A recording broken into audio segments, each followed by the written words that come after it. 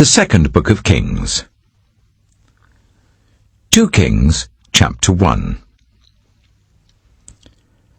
After Ahab's death, Moab rebelled against Israel. Now Ahaziah had fallen through the lattice of his upper room in Samaria and injured himself. So he sent messengers, saying to them, "Go and consult Beelzebub, the god of Ekron, to see if I'll recover from this injury." But the angel of the Lord said to Elijah the Tishbite, "Go up and meet the messengers of the king of Samaria, and ask them, is it because there is no God in Israel that you are going off to consult Beelzebub, the god of Ekron? Therefore this is what the Lord says, you will not leave the bed you are lying on, you will certainly die." So Elijah went. When the messengers returned to the king, he asked them, "Why have you come back?"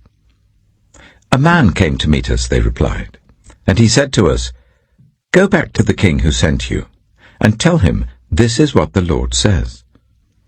Is it because there is no God in Israel that you are sending messengers to consult Beelzebub, the god of Ekron? Therefore you will not leave the bed you are lying on, you will certainly die.'" The king asked them, "What kind of man was it who came to meet you and told you this?"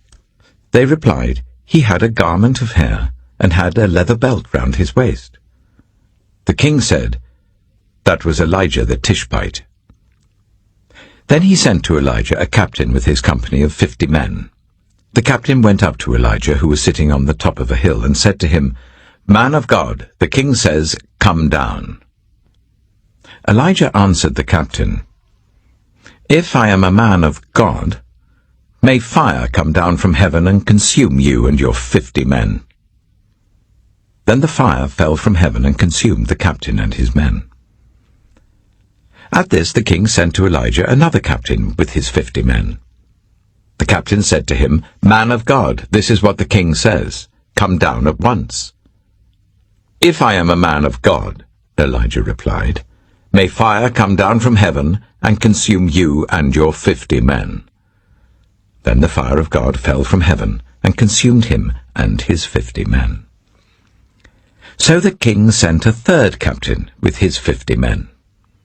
This third captain went up and fell on his knees before Elijah.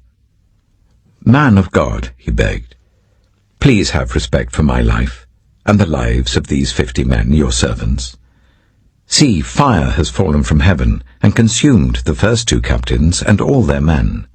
But now have respect for my life." The angel of the Lord said to Elijah, "Go down with him, do not be afraid of him."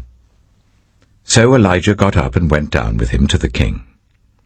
He told the king, "This is what the Lord says. Is it because there is no God in Israel for you to consult, that you have sent messengers to consult Beelzebub, the god of Ekron? Because you have done this, you will never leave the bed you are lying on. You will certainly die." So he died, according to the word of the Lord that Elijah had spoken. Because Ahaziah had no son, Joram succeeded him as king in the 2nd year of Jehoram son of Jehoshaphat, king of Judah.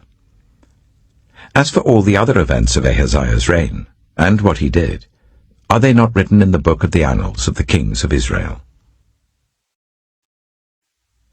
2 Kings, Chapter 2. When the Lord was about to take Elijah up to heaven in a whirlwind, Elijah and Elisha were on their way from Gilgal. Elijah said to Elisha, "Stay here.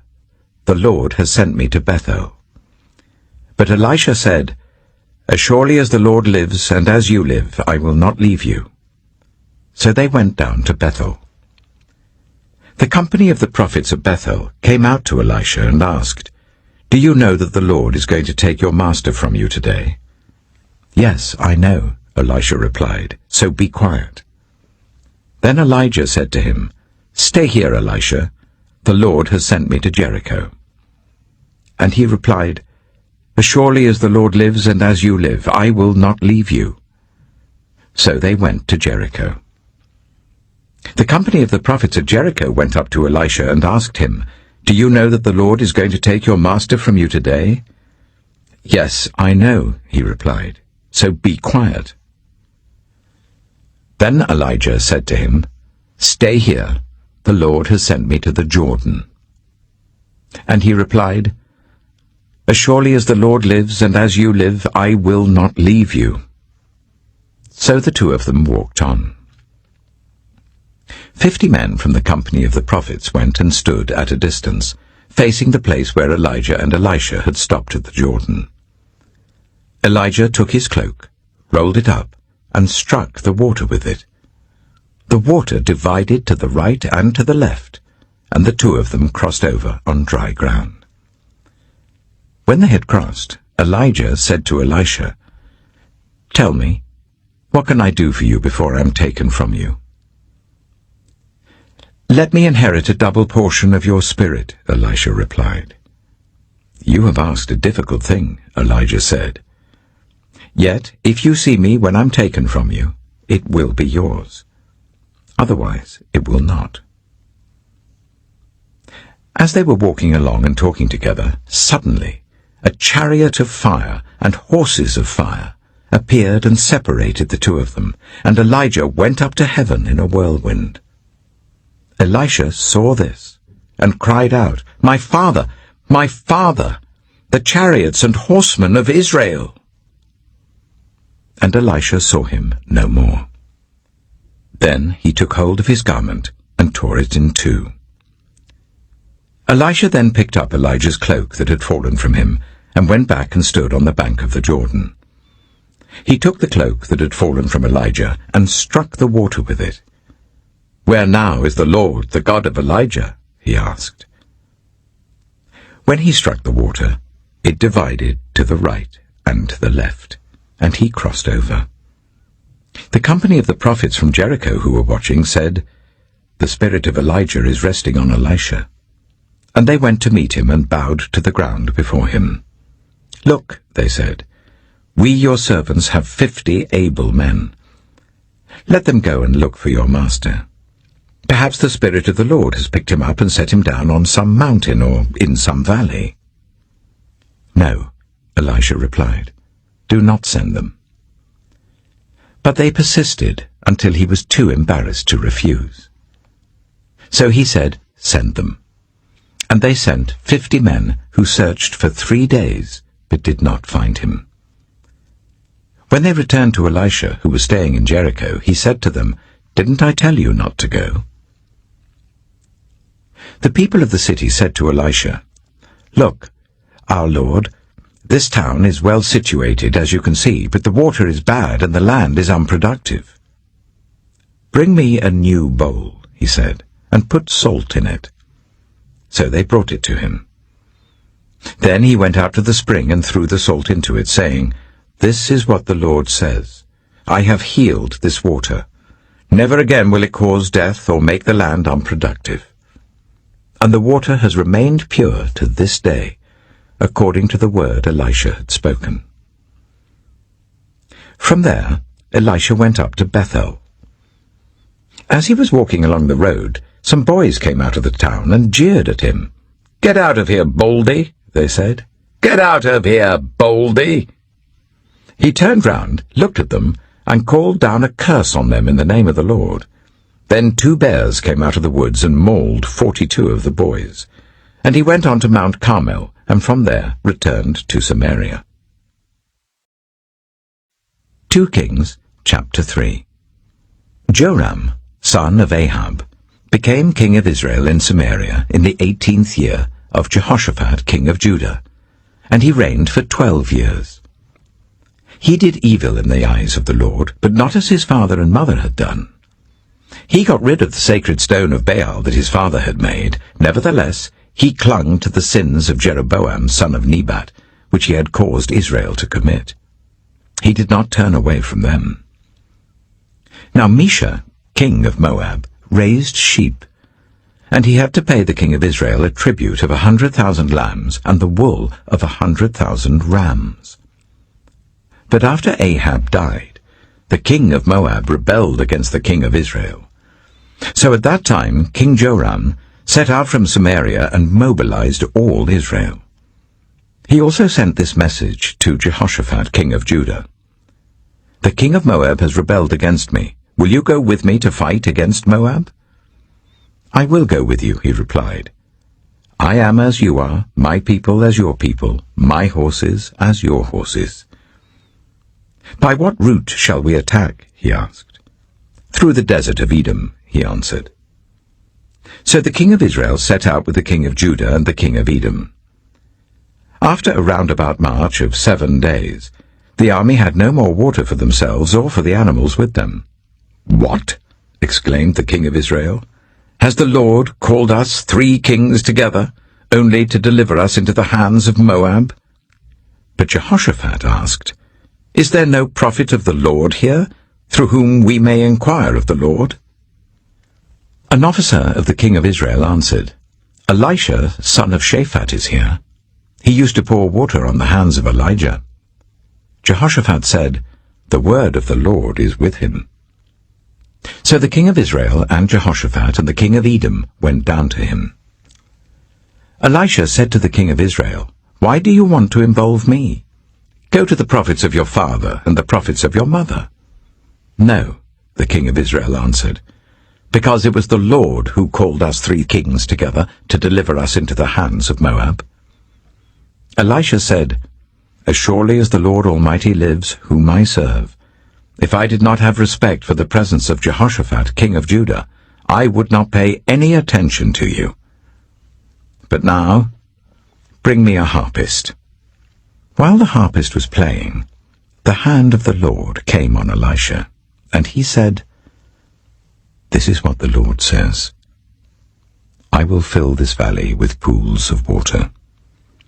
For this is what the Lord says. You will see neither wind nor rain, yet this valley will be filled with water, and you, your cattle, and your other animals will drink. This is an easy thing in the eyes of the Lord. He will also deliver Moab into your hands. You will overthrow every fortified city and every major town. You will cut down every good tree, pluck up all the springs, and ruin every good field with stones." The next morning, about the time for offering the sacrifice, there it was, water flowing from the direction of Edom, and the land was filled with water. Now all the Moabites had heard that the kings had come to fight against them, so every man, young and old, who could bear arms, was called up and stationed on the border. When they got up early in the morning, the sun was shining on the water. To the Moabites across the way, the water looked red, like blood. "That's blood," they said. "Those kings must have fought and slaughtered each other. Now to the plunder, Moab." But when the Moabites came to the camp of Israel, the Israelites rose up and fought them until they fled, and the Israelites invaded the land and slaughtered the Moabites. They destroyed the towns, and each man threw a stone on every good field until it was covered. They stopped up all the springs and cut down every good tree. Only Kir-Hareseth was left with its stones in place, but men armed with slings surrounded it and attacked it. When the king of Moab saw that the battle had gone against him, he took with him 700 swordsmen to break through to the king of Edom, but they failed. Then he took his firstborn son, who was to succeed him as king, and offered him as a sacrifice on the city wall. The fury against Israel was great. They withdrew and returned to their own land. 2 Kings, chapter 4. The wife of a man from the company of the prophets cried out to Elisha, "Your servant, my husband, is dead, and you know that he revered the Lord. But now his creditor is coming to take my 2 boys as his slaves." Elisha replied to her, "How can I help you? Tell me, what do you have in your house?" "Your servant has nothing there at all," she said, "except a small jar of olive oil." Elisha said, "Go round and ask all your neighbors for empty jars. Don't ask for just a few. Then go inside and shut the door behind you and your sons. Pour oil into all the jars, and as each is filled, put it to one side." She left him and shut the door behind her and her sons. They brought the jars to her, and she kept pouring. When all the jars were full, she said to her son, "Bring me another one."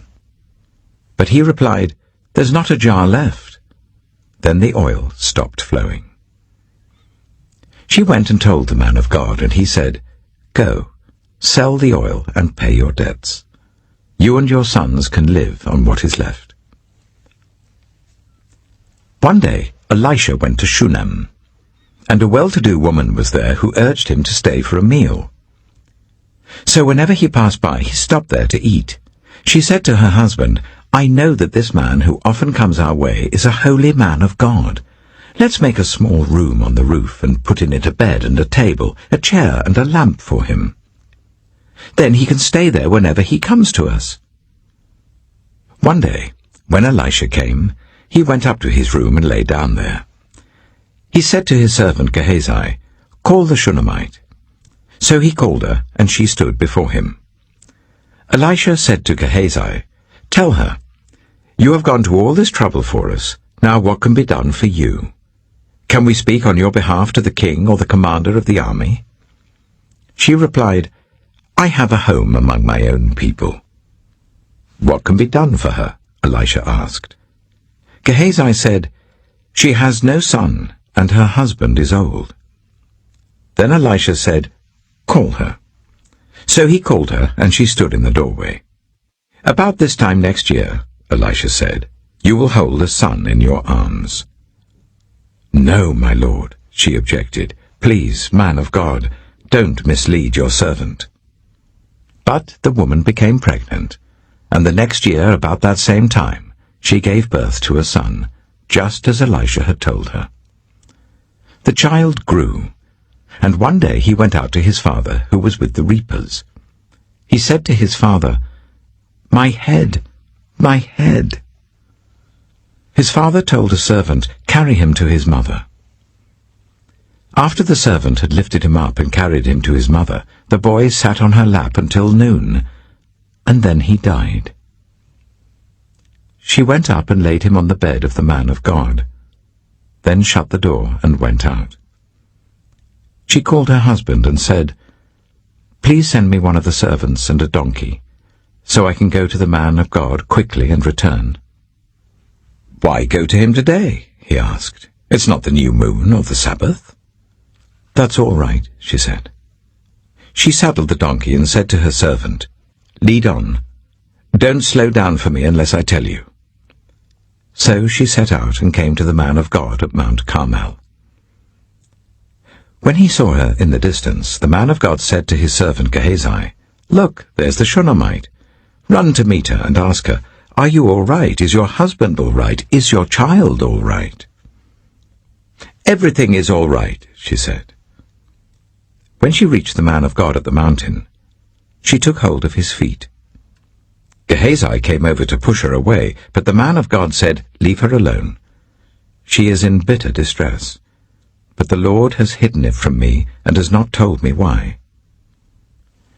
"Did I ask you for a son, my lord?" she said. "Didn't I tell you, don't raise my hopes?" Elisha said to Gehazi, "Tuck your cloak into your belt. Take my staff in your hand and run. Don't greet anyone you meet, and if anyone greets you, do not answer. Lay my staff on the boy's face." But the child's mother said, "As surely as the Lord lives and as you live, I will not leave you." So he got up and followed her. Gehazi went on ahead and laid the staff on the boy's face, but there was no sound or response. So Gehazi went back to meet Elisha and told him, "The boy has not awakened." When Elisha reached the house, there was the boy lying dead on his couch.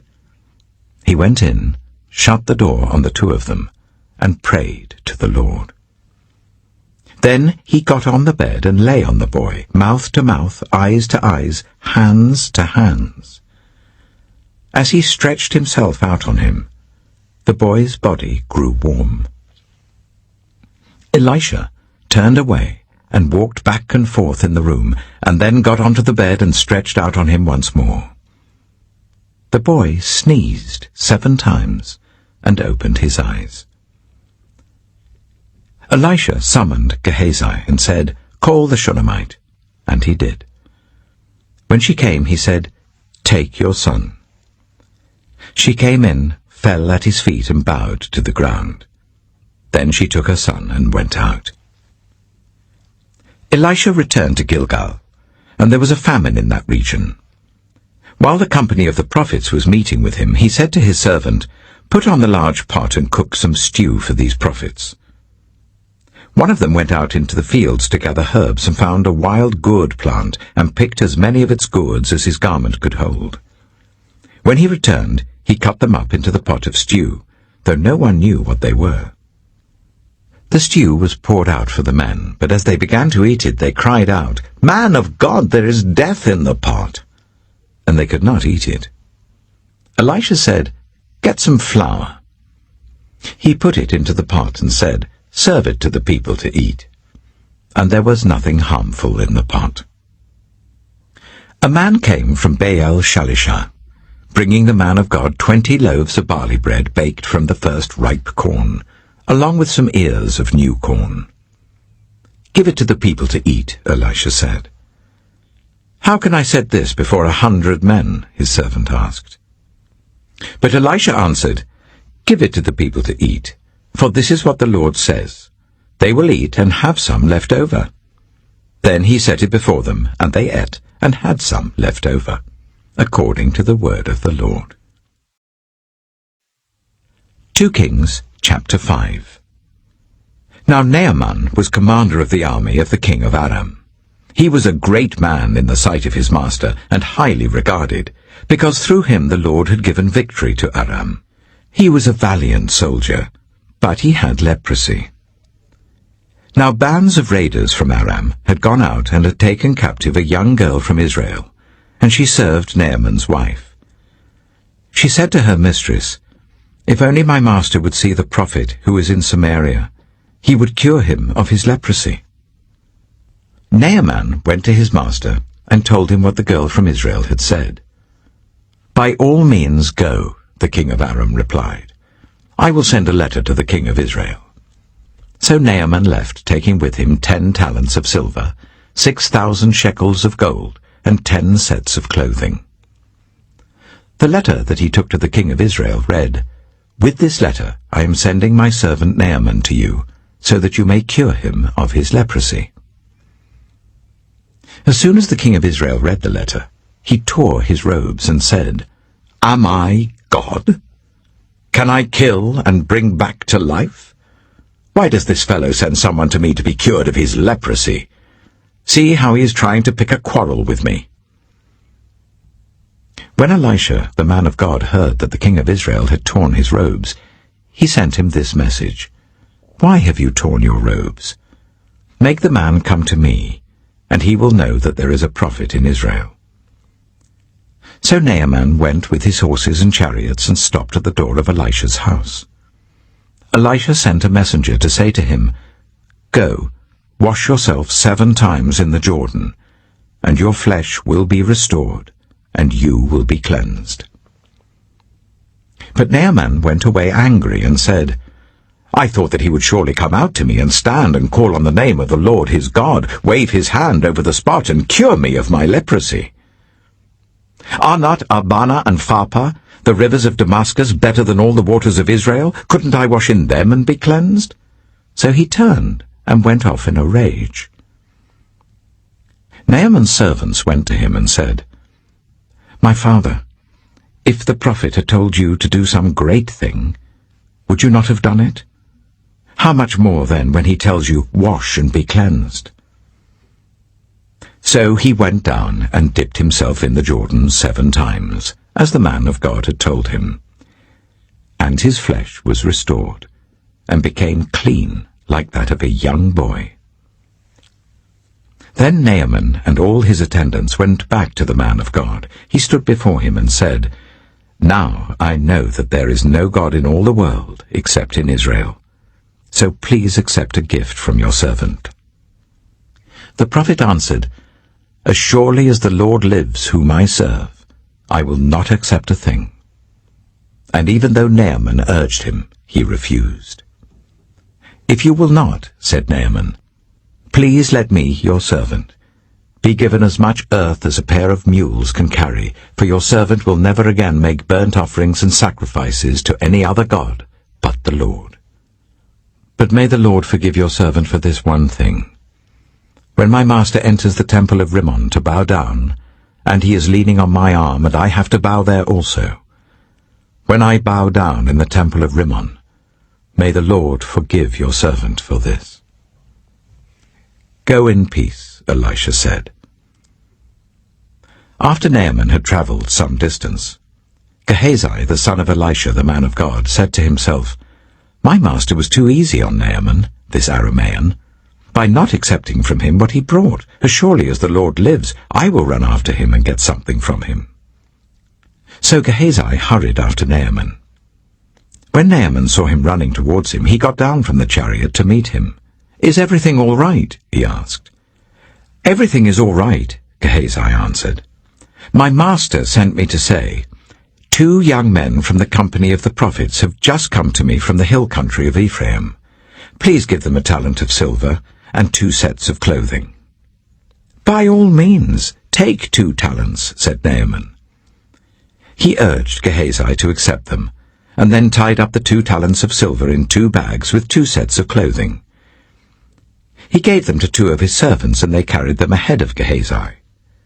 When Gehazi came to the hill, he took the things from the servants and put them away in the house. He sent the men away, and they left. When he went in and stood before his master, Elisha asked him, "Where have you been, Gehazi?" "Your servant didn't go anywhere," Gehazi answered. But Elisha said to him, "Was not my spirit with you when the man got down from his chariot to meet you? Is this the time to take money, or to accept clothes, or olive groves and vineyards, or flocks and herds, or male and female slaves? Naaman's leprosy will cling to you and your descendants forever." Then Gehazi went from Elisha's presence, and his skin was leprous. It had become as white as snow. 2 Kings chapter 6. The company of the prophets said to Elisha, "Look, the place where we meet with you is too small for us. Let us go to the Jordan, where each of us can get a pole, and let us build a place there for us to meet." And he said, "Go." Then one of them said, "Won't you please come with your servants?" "I will," Elisha replied, and he went with them. They went to the Jordan and began to cut down trees. As one of them was cutting down a tree, the iron axe head fell into the water. "Oh no, my lord," he cried out, "it was borrowed." The man of God asked, "Where did it fall?" When he showed him the place, Elisha cut a stick and threw it there, and made the iron float. "Lift it out," he said. Then the man reached out his hand and took it. Now the king of Aram was at war with Israel. After conferring with his officers, he said, "I will set up my camp in such and such a place." The man of God sent word to the king of Israel, "Beware of passing that place, because the Arameans are going down there." So the king of Israel checked on the place indicated by the man of God. Time and again Elisha warned the king, so that he was on his guard in such places. This enraged the king of Aram. He summoned his officers and demanded of them, "Tell me, which of us is on the side of the king of Israel?" "None of us, my lord the king," said one of his officers. "But Elisha the prophet who is in Israel tells the king of Israel the very words you speak in your bedroom." "Go, find out where he is," the king ordered, "so that I can send men and capture him." The report came back, "He is in Dothan." Then he sent horses and chariots and a strong force there. They went by night and surrounded the city. When the servant of the man of God got up and went out early the next morning, an army with horses and chariots had surrounded the city. "Oh no, my lord, what shall we do?" the servant asked. "Don't be afraid," the prophet answered. "Those who are with us are more than those who are with them." And Elisha prayed, "Open his eyes, Lord, so that he may see." Then the Lord opened the servant's eyes, and he looked, and saw the hills full of horses and chariots of fire all round Elisha. As the enemy came down towards him, Elisha prayed to the Lord, "Strike this army with blindness." So he struck them with blindness, as Elisha had asked. Elisha told them, "This is not the road, and this is not the city. Follow me, and I will lead you to the man you are looking for." And he led them to Samaria. After they entered the city, Elisha said, "Lord, open the eyes of these men so that they can see." Then the Lord opened their eyes, and they looked, and there they were, inside Samaria. When the king of Israel saw them, he asked Elisha, "Shall I kill them, my father? Shall I kill them?" "Do not kill them," he answered. "Would you kill those you have captured with your own sword or bow? Set food and water before them, so that they may eat and drink and then go back to their master." So he prepared a great feast for them, and after they had finished eating and drinking, he sent them away, and they returned to their master. So the bands from Aram stopped raiding Israel's territory. Some time later, Ben-Hadad, king of Aram, mobilized his entire army and marched up and laid siege to Samaria. There was a great famine in the city. The siege lasted so long that a donkey's head sold for 80 shekels of silver, and a quarter of a cab of seed pods for 5 shekels.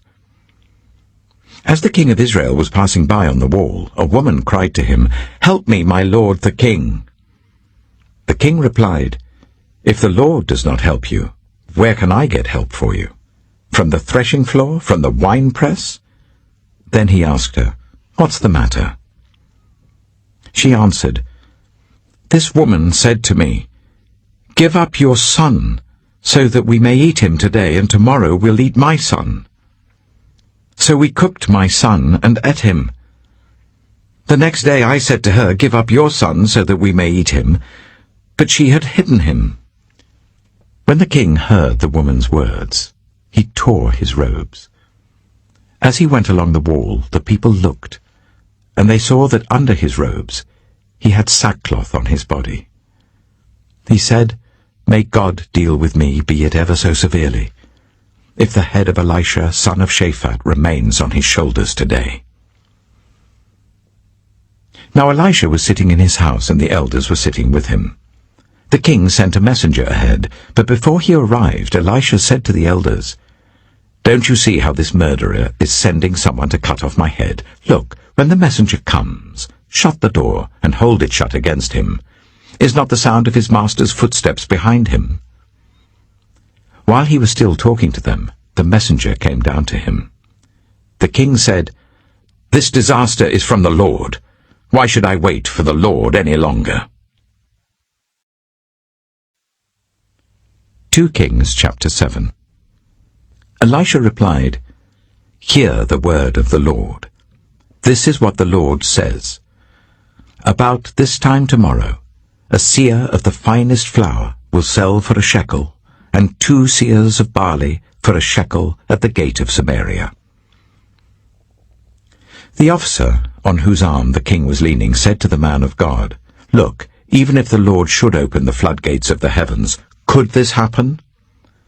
"You will see it with your own eyes," answered Elisha, "but you will not eat any of it." Now there were 4 men with leprosy at the entrance of the city gate. They said to each other, "Why stay here until we die?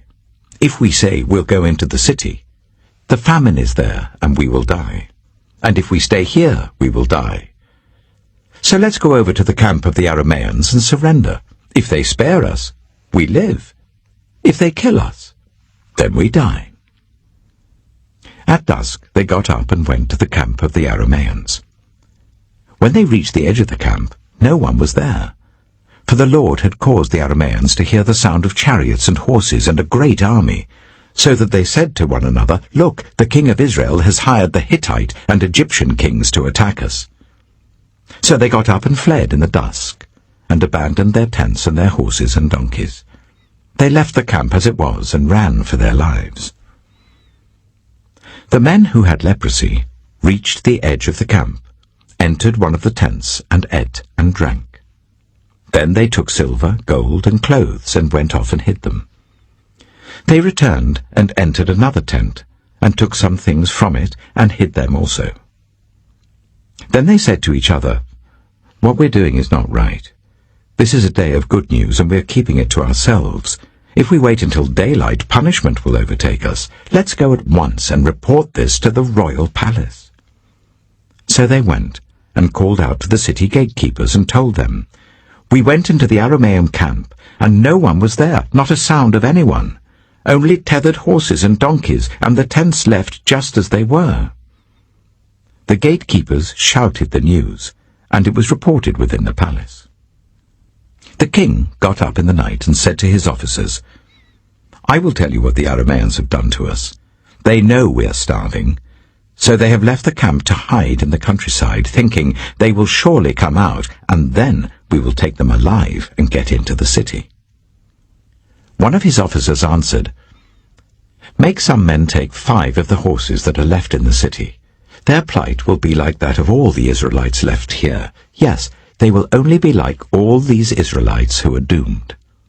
So let us send them to find out what happened." So they selected 2 chariots with their horses, and the king sent them after the Aramean army. He commanded the drivers, "Go and find out what has happened." They followed them as far as the Jordan, and they found the whole road strewn with the clothing and equipment the Arameans had thrown away in their headlong flight. So the messengers returned and reported to the king. Then the people went out and plundered the camp of the Arameans. So a seah of the finest flour sold for a shekel, and 2 seahs of barley sold for a shekel, as the Lord had said. Now the king had put the officer, on whose arm he leaned, in charge of the gate. And the people trampled him in the gateway, and he died, just as the man of God had foretold when the king came down to his house.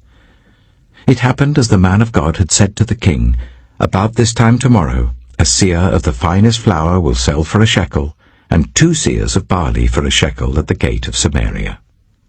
The officer had said to the man of God, "Look, even if the Lord should open the floodgates of the heavens, could this happen?"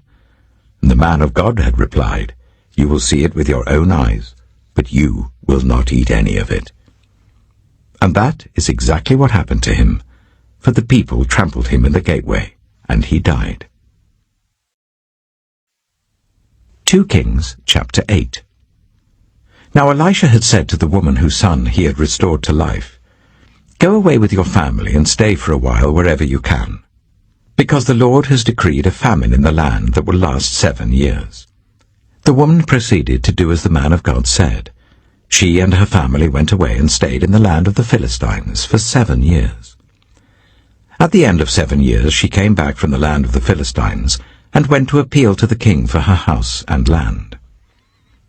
The king was talking to Gehazi, the servant of the man of God, and had said, "Tell me about all the great things Elisha has done." Just as Gehazi was telling the king how Elisha had restored the dead to life, the woman whose son Elisha had brought back to life came to appeal to the king for her house and land. Gehazi said, "This is the woman, my lord the king, and this is her son, whom Elisha restored to life." The king asked the woman about it, and she told him. Then he assigned an official to her case and said to him, "Give back everything that belonged to her, including all the income from her land from the day she left the country until now." Elisha went to Damascus, and Ben-Hadad, king of Aram, was ill. When the king was told, "The man of God has come all the way up here," he said to Hazael, "Take a gift with you, and go to meet the man of God. Consult the Lord through him. Ask him, 'Will I recover from this illness?'" Hazael went to meet Elisha, taking with him as a gift 40 camel loads of all the finest wares of Damascus. He went in and stood before him and said, "Your son Ben-Hadad, king of Aram, has sent me to ask, 'Will I recover from this illness?'" Elisha answered, "Go and say to him, 'You will certainly recover.'" Nevertheless, the Lord has revealed to me that he will in fact die." He stared at him with a fixed gaze, until Hazael was embarrassed. Then the man of God began to weep. "Why is my Lord weeping?" asked Hazael. "Because I know the harm you will do to the Israelites," he answered. "You will set fire to their fortified places, kill their young men with the sword, dash their little children to the ground, and rip open their pregnant women." Hazael said, "How could your servant, a mere dog, accomplish such a feat?" "The Lord has shown me that you will become king of Aram," answered Elisha. Then Hazael left Elisha and returned to his master. When Ben-Hadad asked, "What did Elisha say to you?" Hazael replied, "He told me that you would certainly recover." But the next day he took a thick cloth, soaked it in water, and spread it over the king's face, so that he died. Then Hazael succeeded him as king. In the 5th year of Joram, son of Ahab, king of Israel, when Jehoshaphat was king of Judah, Jehoram, son of Jehoshaphat, began his reign as king of Judah. He was 32 years old when he became king, and he reigned in Jerusalem for 8 years. He followed the ways of the kings of Israel, as the house of Ahab had done, for he married a daughter of Ahab. He did evil in the eyes of the Lord. Nevertheless, for the sake of his servant David, the Lord was not willing to destroy Judah. He had promised to maintain a lamp for David and his descendants forever. In the time of Jehoram, Edom rebelled against Judah and set up its own king. So Jehoram went to Zair with all his chariots. The Edomites surrounded him and his chariot commanders, but he rose up and broke through by night. His army, however, fled back home. To this day, Edom has been in rebellion against Judah. Libnah revolted at the same time. As for the other events of Jehoram's reign and all he did, are they not written in the book of the annals of the kings of Judah? Jehoram rested with his ancestors and was buried with them in the city of David, and Ahaziah his son succeeded him as king. In the 12th year of Joram, son of Ahab king of Israel, Ahaziah son of Jehoram king of Judah began to reign. Ahaziah was 22 years old when he became king, and he reigned in Jerusalem for 1 year. His mother's name was Athaliah, a granddaughter of Omri, king of Israel. He followed the ways of the house of Ahab and did evil in the eyes of the Lord, as the house of Ahab had done, for he was related by marriage to Ahab's family. Ahaziah went with Joram, son of Ahab, to war against Hazael, king of Aram, at Ramoth-Gilead. The Arameans wounded Joram. So King Joram returned to Jezreel to recover from the wounds the Arameans had inflicted on him at Ramoth in his battle with Hazael, king of Aram. Then Ahaziah, son of Jehoram, king of Judah, went down to Jezreel to see Joram, son of Ahab, because he had been wounded. 2 Kings chapter 9.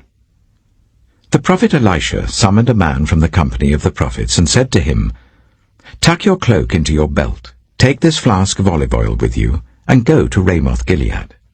When you get there, look for Jehu, son of Jehoshaphat, the son of Nimshi. Go to him, get him away from his companions, and take him into an inner room. Then take the flask and pour the oil on his head and declare, 'This is what the Lord says, I anoint you king over Israel.' Then open the door and run. Don't delay." So the young prophet went to Ramoth-Gilead. When he arrived, he found the army officers sitting together. "I have a message for you, commander," he said. "For which of us?" asked Jehu. "For you, commander," he replied. Jehu got up and went into the house. Then the prophet poured the oil on Jehu's head and declared, "This is what the Lord, the God of Israel, says. I anoint you king over the Lord's people Israel. You are to destroy the house of Ahab your master, and I will avenge the blood of my servants the prophets and the blood of all the Lord's servants shed by Jezebel. The whole house of Ahab will perish, I will cut off from Ahab every last male in Israel, slave or free. I will make the house of Ahab like the house of Jeroboam, son of Nebat, and like the house of Baasha, son of Ahijah. As for Jezebel, dogs will devour her on the plot of ground at Jezreel, and no one will bury her." Then he opened the door and ran. When Jehu went out to his fellow officers, one of them asked, "Is everything all right? Why did this maniac come to you?" "You know the man and the sort of things he says," Jehu replied. "That's not true," they said. "Tell us." Jehu said, "Here is what he told me. This is what the Lord says. I anoint you king over Israel." They quickly took their cloaks and spread them under him on the bare steps. Then they blew the trumpet and shouted, "Jehu is king!" So Jehu, son of Jehoshaphat, the son of Nimshi, conspired against Joram. Now Joram and all Israel had been defending Ramoth-Gilead against Hazael, king of Aram. But King Joram had returned to Jezreel to recover from the wounds the Arameans had inflicted on him in the battle with Hazael, king of Aram.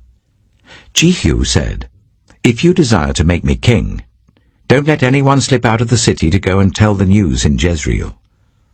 Then he got into his chariot and rode to Jezreel, because Joram was resting there, and Ahaziah, king of Judah, had gone down to see him.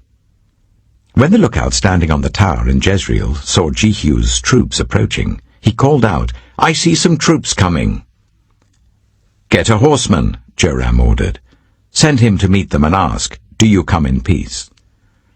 The horseman rode off to meet Jehu and said, "This is what the king says, 'Do you come in peace?'"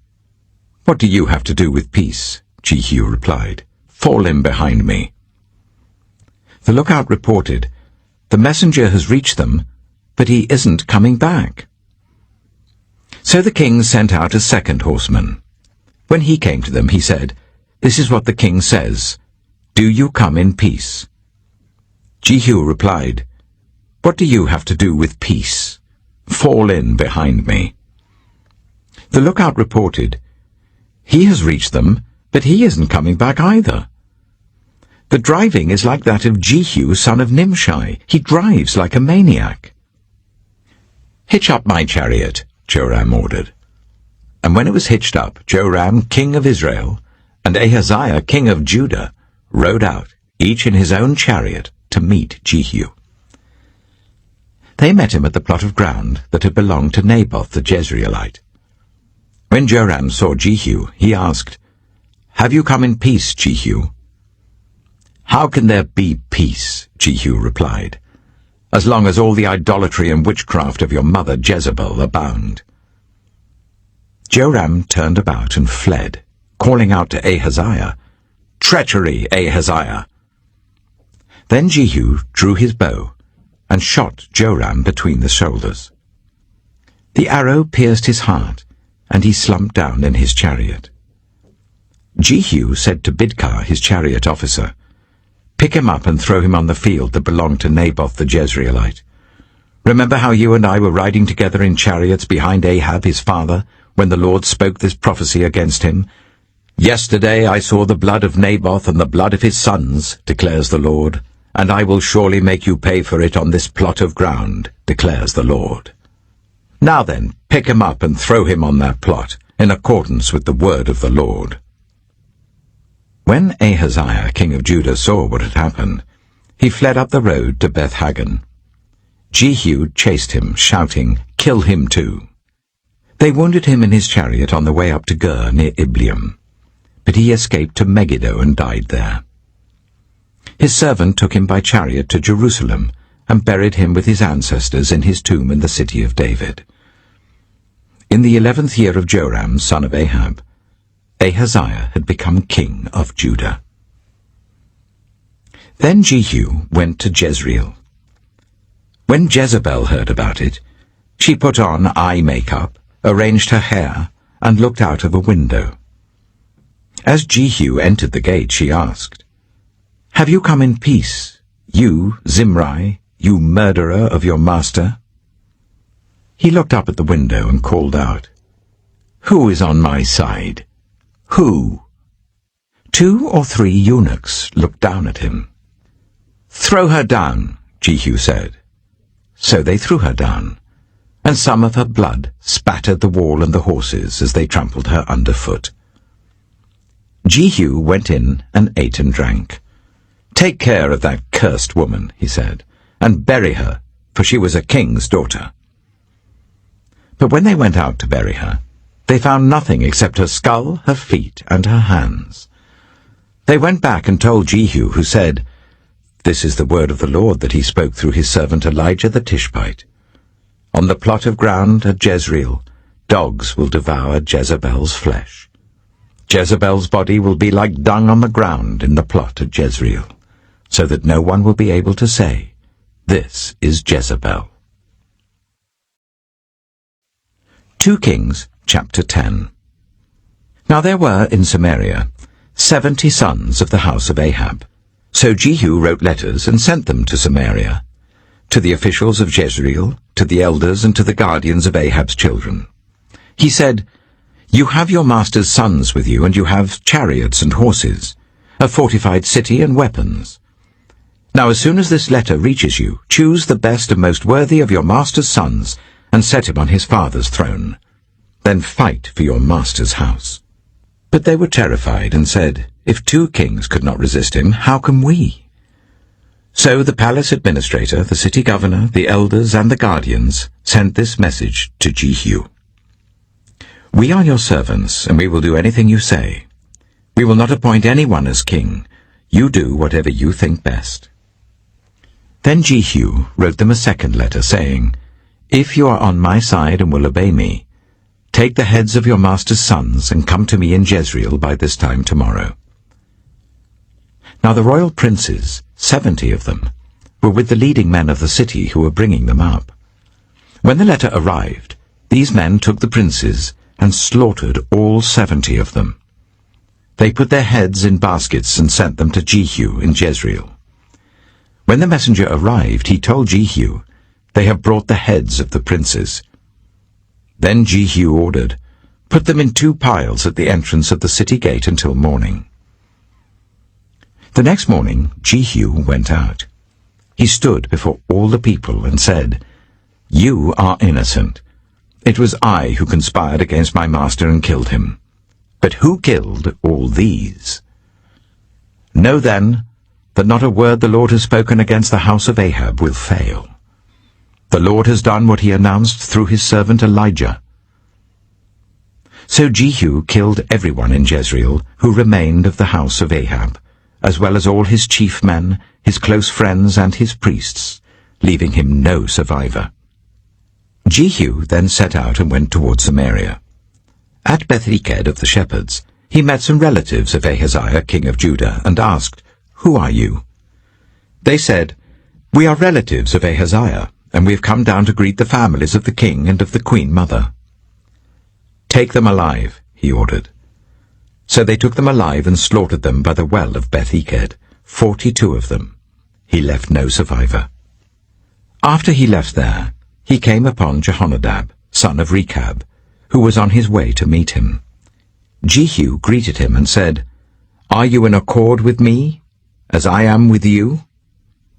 "I am," Jehonadab answered.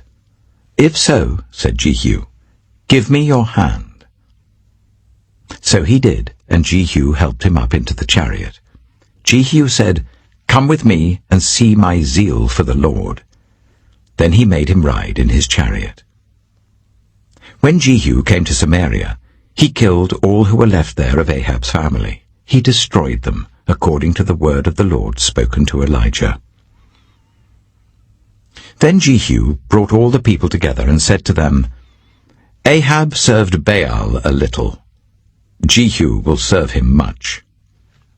Now summon all the prophets of Baal, all his servants, and all his priests.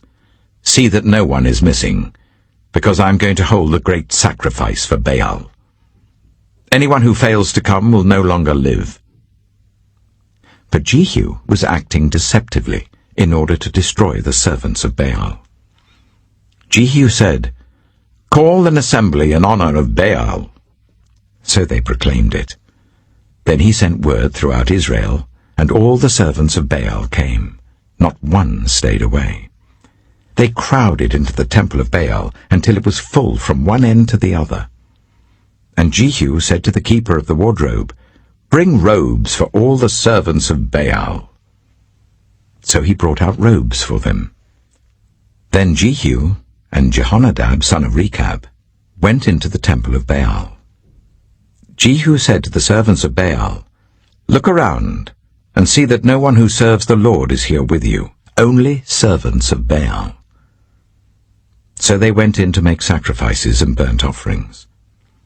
Now Jehu had posted 80 men outside with this warning, "If one of you lets any of the men I am placing in your hands escape, it will be your life for his life." As soon as Jehu had finished making the burnt offering, he ordered the guards and officers, "Go in and kill them. Let no one escape."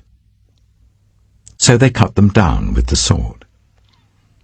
The guards and officers threw the bodies out, and then entered the inner shrine of the temple of Baal. They brought the sacred stone out of the temple of Baal and burned it. They demolished the sacred stone of Baal and tore down the temple of Baal, and people have used it for a latrine to this day. So Jehu destroyed Baal worship in Israel. However, he did not turn away from the sins of Jeroboam son of Nebat, which he had caused Israel to commit, the worship of the golden calves at Bethel and Dan. The Lord said to Jehu, "Because you have done well in accomplishing what is right in my eyes, and have done to the house of Ahab all I had in mind to do, your descendants will sit on the throne of Israel to the 4th generation." Yet Jehu was not careful to keep the law of the Lord, the God of Israel, with all his heart. He did not turn away from the sins of Jeroboam, which he had caused Israel to commit. In those days the Lord began to reduce the size of Israel. Hazael overpowered the Israelites throughout their territory east of the Jordan, in all the land of Gilead, the region of Gad, Reuben, and Manasseh, from Aroer by the Arnon Gorge through Gilead to Bashan. As for the other events of Jehu's reign, all he did and all his achievements, are they not written in the book of the annals of the kings of Israel? Jehu rested with his ancestors and was buried in Samaria, and Jehoahaz his son succeeded him as king. The time that Jehu reigned over Israel in Samaria was 28 years. 2 Kings, chapter 11. When Athaliah, the mother of Ahaziah, saw that her son was dead, she proceeded to destroy the whole royal family. But Jehosheba, the daughter of King Jehoram, and sister of Ahaziah, took Joash, son of Ahaziah, and stole him away from among the royal princes who were about to be murdered. She put him and his nurse in a bedroom to hide him from Athaliah, so he was not killed. He remained hidden with his nurse at the temple of the Lord for 6 years, while Athaliah ruled the land. In the 7th year, Jehoiada sent for the commanders of units of 100, the Kerites and the guards, and had them brought to him at the temple of the Lord. He made a covenant with them and put them under oath at the temple of the Lord. Then he showed them the king's son. He commanded them, saying, "This is what you are to do. You, who are in the 3 companies that are going on duty on the Sabbath, a third of you guarding the royal palace, a third at the Shur gate, and a third at the gate behind the guard, who take turns guarding the temple, and you who are in the other 2 companies that normally go off Sabbath duty, are all to guard the temple for the king. Station yourselves round the king, each of you with weapon in hand. Anyone who approaches your ranks is to be put to death. Stay close to the king wherever he goes." The commanders of units of 100 did just as Jehoiada the priest ordered. Each one took his men, those who were going on duty on the Sabbath, and those who were going off duty, and came to Jehoiada the priest. Then he gave the commanders the spears and shields that had belonged to King David, and that were in the temple of the Lord. The guards, each with weapon in hand, stationed themselves round the king, near the altar and the temple, from the south side to the north side of the temple. Jehoiada brought out the king's son and put the crown on him. He presented him with a copy of the covenant and proclaimed him king. They anointed him, and the people clapped their hands and shouted, "Long live the king." When Athaliah heard the noise made by the guards and the people, she went to the people at the temple of the Lord. She looked, and there was the king, standing by the pillar, as the custom was. The officers and the trumpeters were beside the king, and all the people of the land were rejoicing and blowing trumpets. Then Athaliah tore her robes and called out, "Treason! Treason!" Jehoiada the priest ordered the commanders of units of 100 who were in charge of the troops, "Bring her out between the ranks and put to the sword anyone who follows her." For the priest had said, "She must not be put to death in the temple of the Lord." So they seized her as she reached the place where the horses enter the palace grounds, and there she was put to death. Jehoiada then made a covenant between the Lord and the king and people, that they would be the Lord's people. He also made a covenant between the king and the people. All the people of the land went to the temple of Baal and tore it down. They smashed the altars and idols to pieces, and killed Mattan, the priest of Baal, in front of the altars. Then Jehoiada the priest posted guards at the temple of the Lord. He took with him the commanders of hundreds, the Kerites, the guards, and all the people of the land, and together they brought the king down from the temple of the Lord, and went into the palace, entering by way of the gate of the guards. The king then took his place on the royal throne. All the people of the land rejoiced, and the city was calm, because Athaliah had been slain with the sword at the palace. Joash was 7 years old when he began his reign. 2 Kings chapter 12. In the 7th year of Jehu, Joash became king, and he reigned in Jerusalem for 40 years. His mother's name was Zibiah. She was from Beersheba. Joash did what was right in the eyes of the Lord all the years Jehoiada the priest instructed him. The high places, however, were not removed. The people continued to offer sacrifices and burn incense there. Joash said to the priests, "Collect all the money that is brought as sacred offerings to the temple of the Lord, the money collected in the census, the money received from personal vows, and the money brought voluntarily to the temple. Let every priest receive the money from one of the treasurers, then use it to repair whatever damage is found in the temple." But by the 23rd year of King Joash, the priests still had not repaired the temple. Therefore King Joash summoned Jehoiada the priest and the other priests and asked them, "Why aren't you repairing the damage done to the temple? Take no more money from your treasurers, but hand it over for repairing the temple." The priests agreed that they would not collect any more money from the people, and that they would not repair the temple themselves.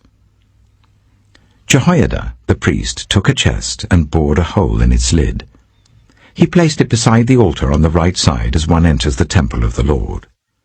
The priests who guarded the entrance put into the chest all the money that was brought to the temple of the Lord.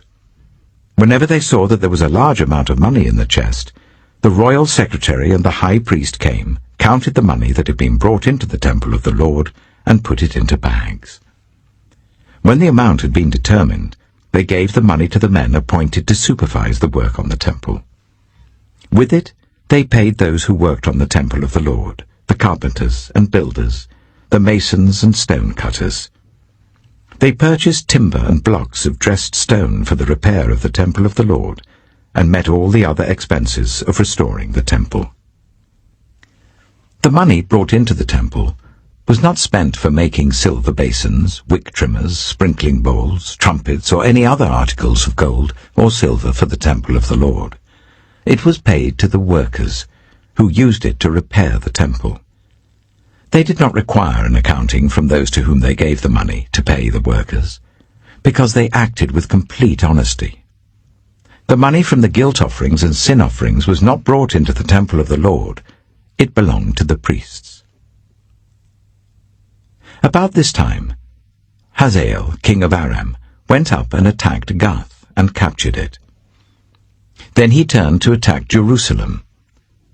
But Joash, king of Judah, took all the sacred objects dedicated by his predecessors, Jehoshaphat, Jehoram, and Ahaziah, the kings of Judah, and the gifts he himself had dedicated, and all the gold found in the treasuries of the temple of the Lord and of the royal palace, and he sent them to Hazael, king of Aram, who then withdrew from Jerusalem. As for the other events of the reign of Joash and all he did, are they not written in the book of the annals of the kings of Judah?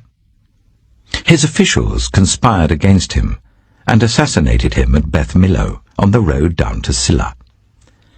The officials who murdered him were Jozabad, son of Shimeath, and Jehozabad, son of Shomer. He died and was buried with his ancestors in the city of David, and Amaziah his son succeeded him as king.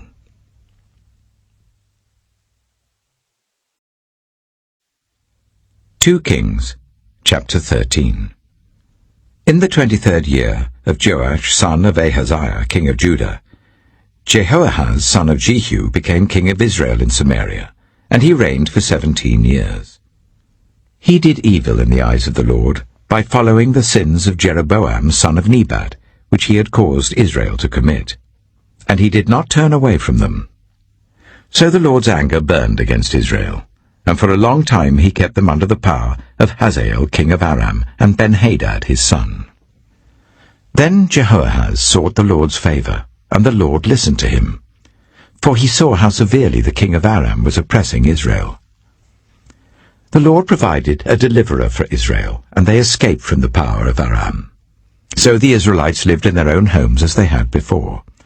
But they did not turn away from the sins of the house of Jeroboam, which he had caused Israel to commit. They continued in them. Also, the Asherah pole remained standing in Samaria.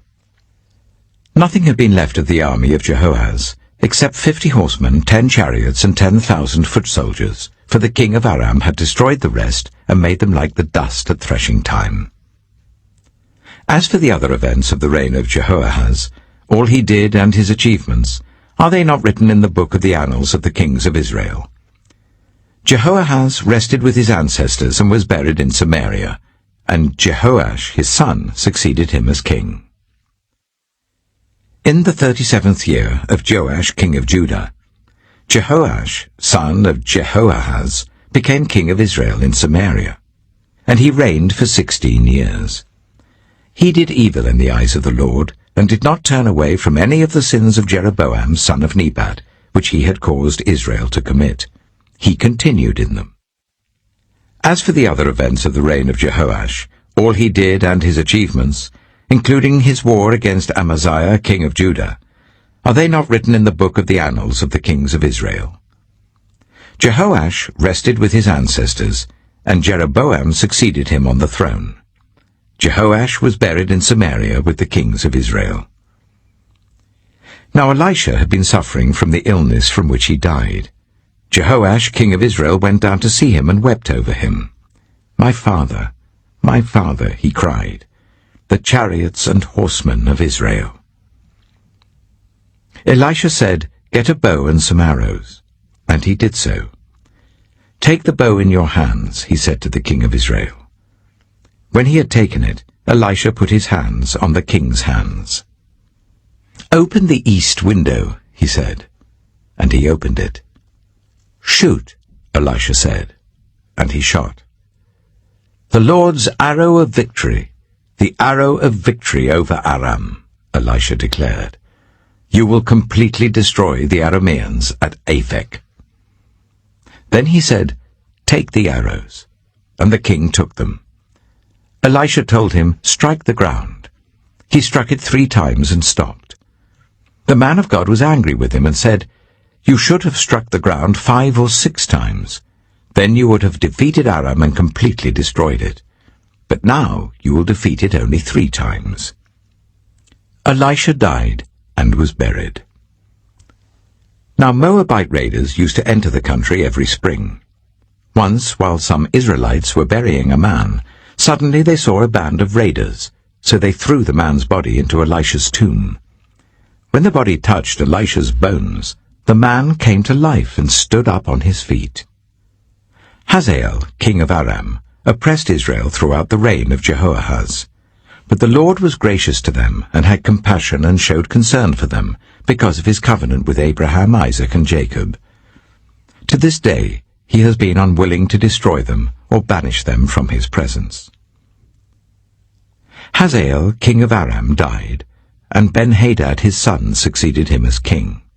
Then Jehoash, son of Jehoahaz, recaptured from Ben-Hadad, son of Hazael, the towns he had taken in battle from his father Jehoahaz.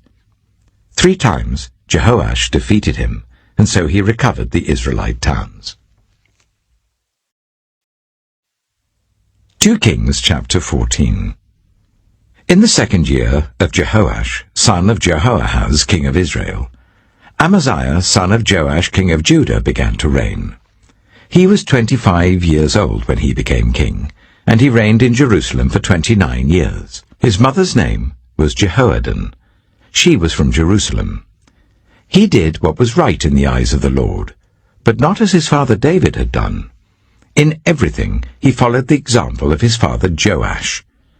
The high places, however, were not removed. The people continued to offer sacrifices and burn incense there. After the kingdom was firmly in his grasp, he executed the officials who had murdered his father the king. Yet he did not put the children of the assassins to death. In accordance with what is written in the book of the law of Moses, where the Lord commanded, "Parents are not to be put to death for their children, nor children put to death for their parents. Each will die for their own sin." He was the one who defeated 10,000 Edomites in the valley of Salt, and captured Selah in battle, calling it Joktheel, the name it has to this day. Then Amaziah sent messengers to Jehoash, son of Jehoahaz, the son of Jehu, king of Israel, with the challenge, "Come, let us face each other in battle." But Jehoash, king of Israel, replied to Amaziah, king of Judah, "A thistle in Lebanon sent a message to a cedar in Lebanon.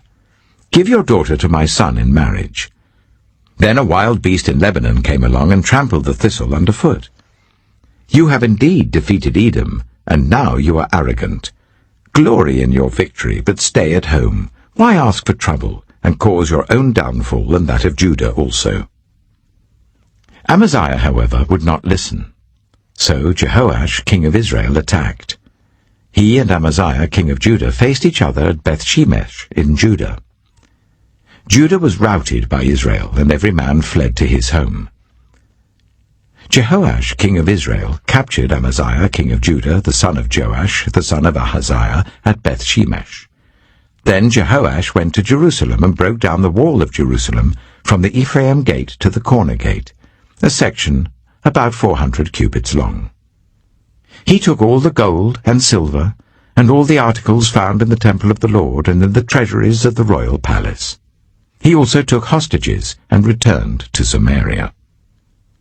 As for the other events of the reign of Jehoash, what he did and his achievements, including his war against Amaziah, king of Judah, are they not written in the book of the annals of the kings of Israel? Jehoash rested with his ancestors and was buried in Samaria with the kings of Israel, and Jeroboam his son succeeded him as king.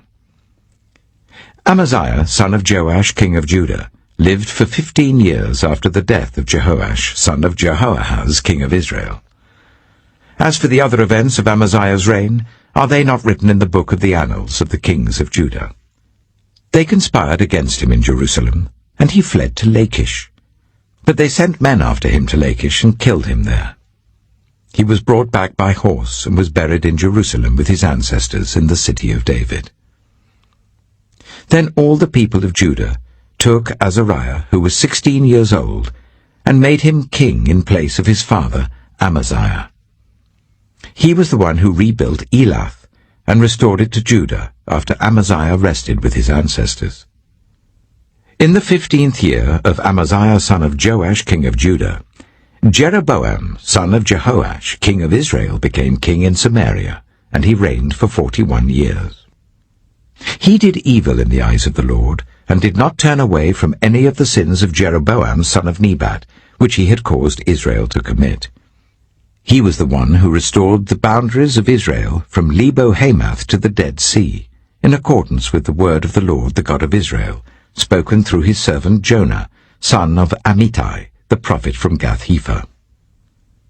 The Lord had seen how bitterly everyone in Israel, whether slave or free, was suffering. There was no one to help them. And since the Lord had not said he would blot out the name of Israel from under heaven, he saved them by the hand of Jeroboam, son of Jehoash. As for the other events of Jeroboam's reign, all he did, and his military achievements, including how he recovered for Israel both Damascus and Hamath, which had belonged to Judah, are they not written in the book of the annals of the kings of Israel? Jeroboam rested with his ancestors, the kings of Israel, and Zechariah his son succeeded him as king. 2 Kings chapter 15. In the 27th year of Jeroboam king of Israel, Azariah son of Amaziah king of Judah began to reign. He was 16 years old when he became king, and he reigned in Jerusalem for 52 years. His mother's name was Jecholiah. She was from Jerusalem.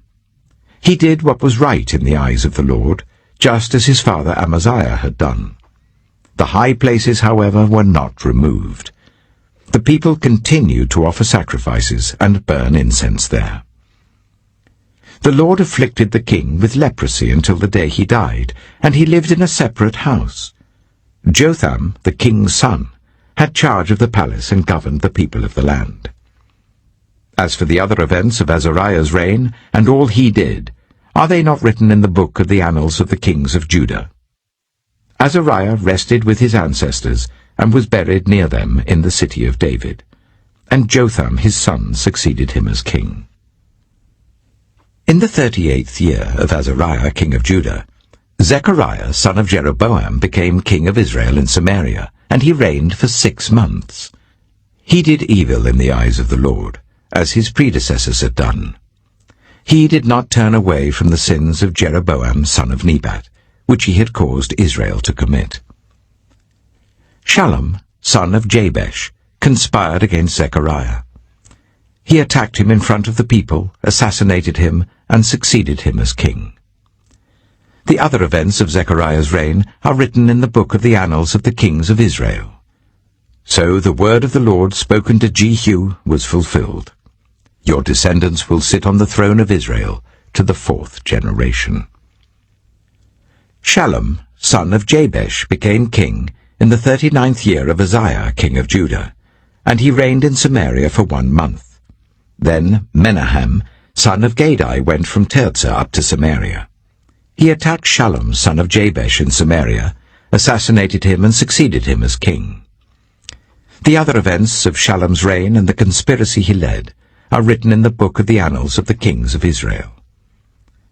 At that time, Menahem, starting out from Tirzah, attacked Tiphsah, and everyone in the city and its vicinity, because they refused to open their gates. He sacked Tiphsah and ripped open all the pregnant women. In the 39th year of Azariah king of Judah, Menahem, son of Gadai, became king of Israel, and he reigned in Samaria for 10 years. He did evil in the eyes of the Lord. During his entire reign, he did not turn away from the sins of Jeroboam son of Nebat, which he had caused Israel to commit. Then Pul, king of Assyria, invaded the land, and Menahem gave him 1,000 talents of silver to gain his support and strengthen his own hold on the kingdom. Menahem exacted this money from Israel. Every wealthy person had to contribute 50 shekels of silver to be given to the king of Assyria. So the king of Assyria withdrew and stayed in the land no longer. As for the other events of Menahem's reign, and all he did, are they not written in the book of the annals of the kings of Israel? Menahem rested with his ancestors, and Pekahiah his son succeeded him as king. In the 50th year of Azariah king of Judah, Pekahiah son of Menahem became king of Israel in Samaria, and he reigned for 2 years. Pekahiah did evil in the eyes of the Lord. He did not turn away from the sins of Jeroboam son of Nebat, which he had caused Israel to commit. One of his chief officers, Pekah son of Remaliah, conspired against him. Taking 50 men of Gilead with him, he assassinated Pekahiah along with Argob and Ariah in the citadel of the royal palace at Samaria. So Pekah killed Pekahiah and succeeded him as king. The other events of Pekahiah's reign and all he did are written in the book of the annals of the kings of Israel. In the 52nd year of Azariah king of Judah, Pekah son of Remaliah became king of Israel in Samaria, and he reigned for 20 years. He did evil in the eyes of the Lord. He did not turn away from the sins of Jeroboam son of Nebat, which he had caused Israel to commit. In the time of Pekah king of Israel, Tiglath-Pileser king of Assyria came and took Ijon, Abel-Beth-Maachah, Jano, Kedesh, and Hazor. He took Gilead and Galilee, including all the land of Naphtali, and deported the people to Assyria. Then Hoshea, son of Elah, conspired against Pekah, son of Remaliah. He attacked and assassinated him, and then succeeded him as king in the 20th year of Jotham, son of Uzziah. As for the other events of Pekah's reign and all he did, are they not written in the book of the annals of the kings of Israel? In the 2nd year of Pekah, son of Remaliah, king of Israel, Jotham, son of Uzziah, king of Judah, began to reign. He was 25 years old when he became king, and he reigned in Jerusalem for 16 years. His mother's name was Jerusha, daughter of Zadok. He did what was right in the eyes of the Lord, just as his father Uzziah had done. The high places, however, were not removed. The people continued to offer sacrifices and burn incense there. Jotham rebuilt the upper gate of the temple of the Lord. As for the other events of Jotham's reign and what he did, are they not written in the book of the annals of the kings of Judah? In those days, the Lord began to send Rezin, king of Aram, and Pekah, son of Remaliah, against Judah. Jotham rested with his ancestors, and was buried with them in the city of David, the city of his father. And Ahaz his son succeeded him as king. 2 Kings, chapter 16. In the 17th year of Pekah, son of Remaliah, Ahaz, son of Jotham, king of Judah, began to reign. Ahaz was 20 years old when he became king, and he reigned in Jerusalem for 16 years. Unlike David his father, he did not do what was right in the eyes of the Lord his God. He followed the ways of the kings of Israel, and even sacrificed his son in the fire, engaging in the detestable practices of the nations the Lord had driven out before the Israelites. He offered sacrifices and burned incense at the high places, on the hilltops, and under every spreading tree. Then Rezin, king of Aram, and Pekah, son of Remaliah, king of Israel, marched up to fight against Jerusalem and besieged Ahaz, but they could not overpower him. At that time, Rezin, king of Aram, recovered Elath for Aram by driving out the people of Judah. Edomites then moved into Elath and have lived there to this day. Ahaz sent messengers to say to Tiglath-Pileser, king of Assyria, I am your servant and vassal.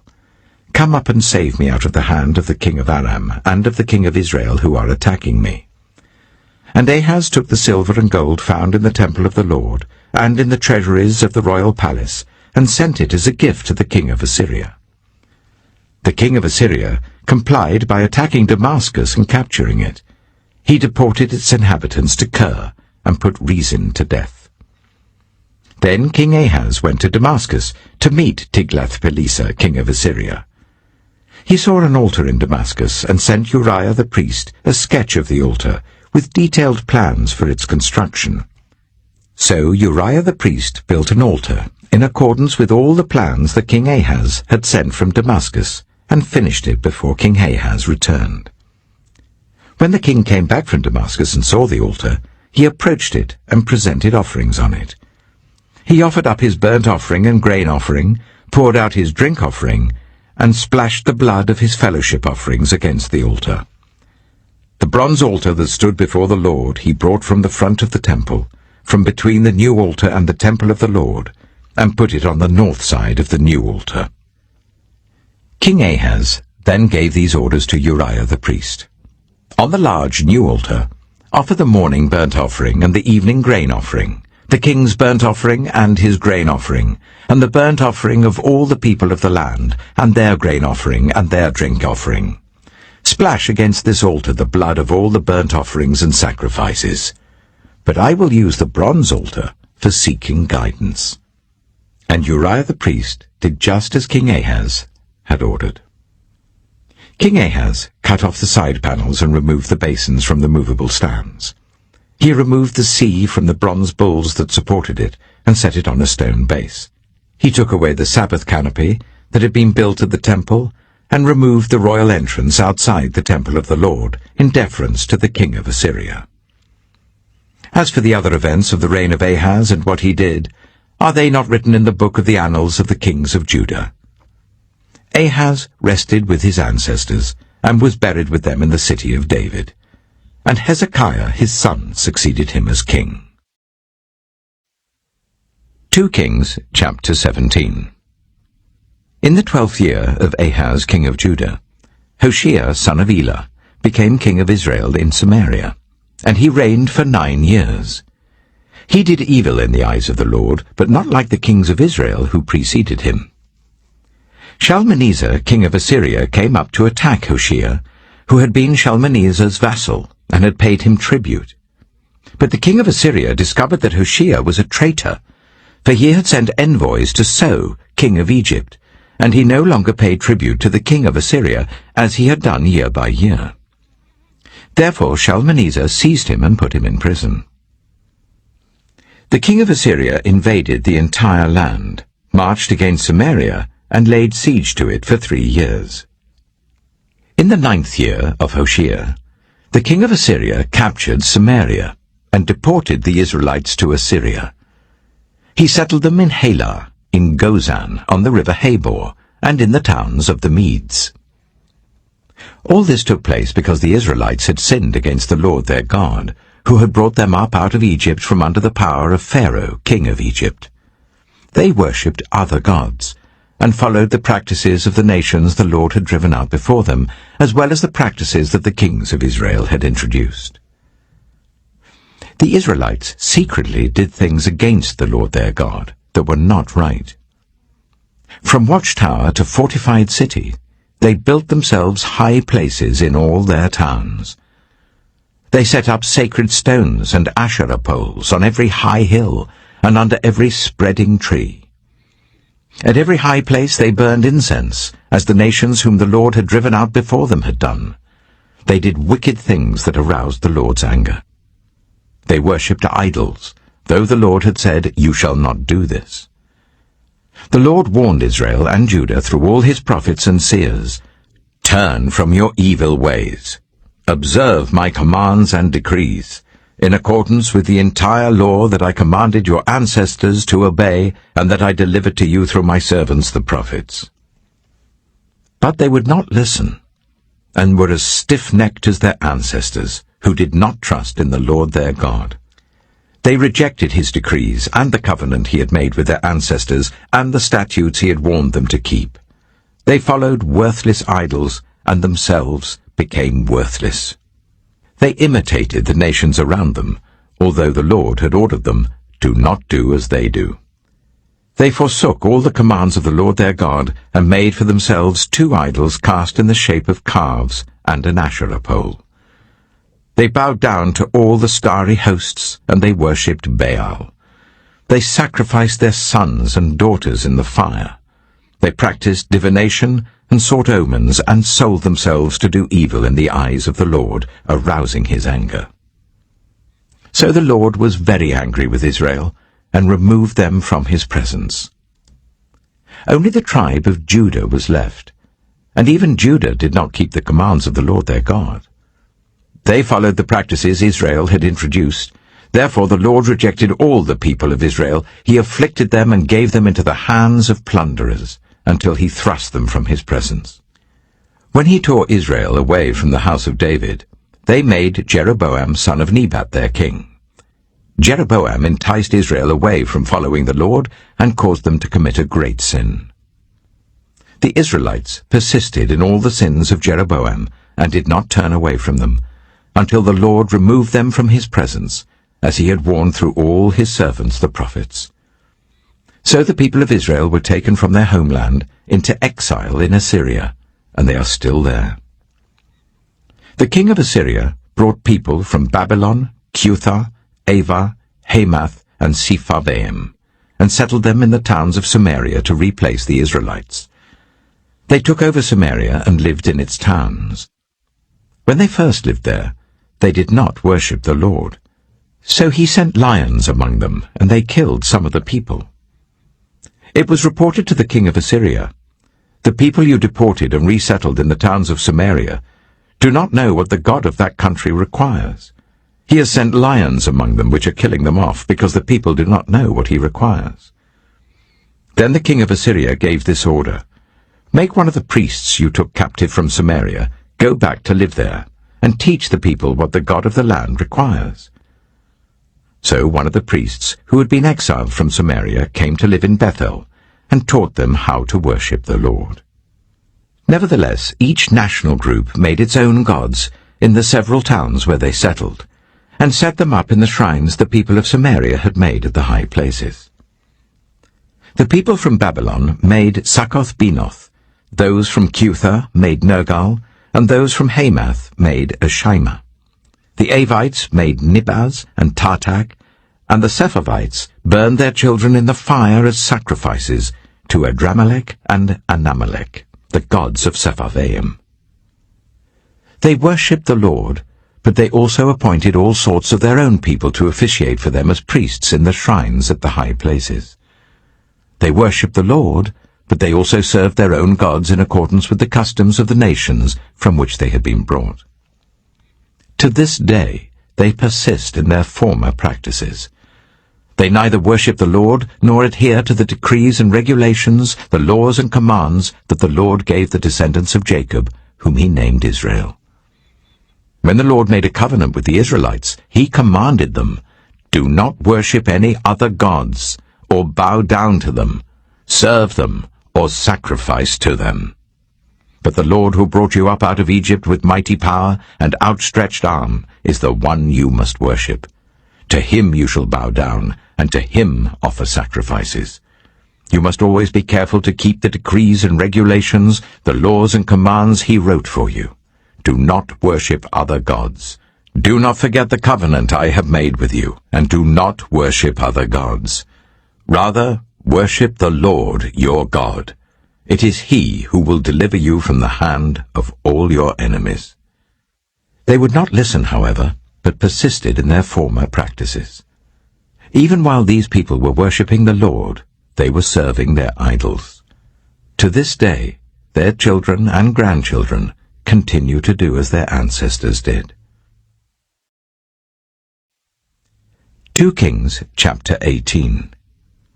In the 3rd year of Hoshea son of Elah, king of Israel, Hezekiah son of Ahaz, king of Judah, began to reign. He was 25 years old when he became king, and he reigned in Jerusalem for 29 years. His mother's name was Abijah, daughter of Zechariah.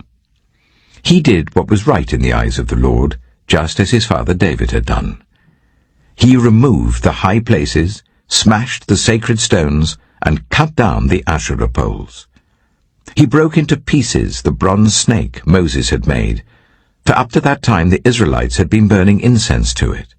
It was called Nehushtan. Hezekiah trusted in the Lord, the God of Israel.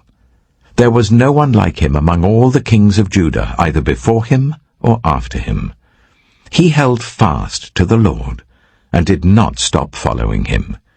He kept the commands the Lord had given Moses, and the Lord was with him. He was successful in whatever he undertook.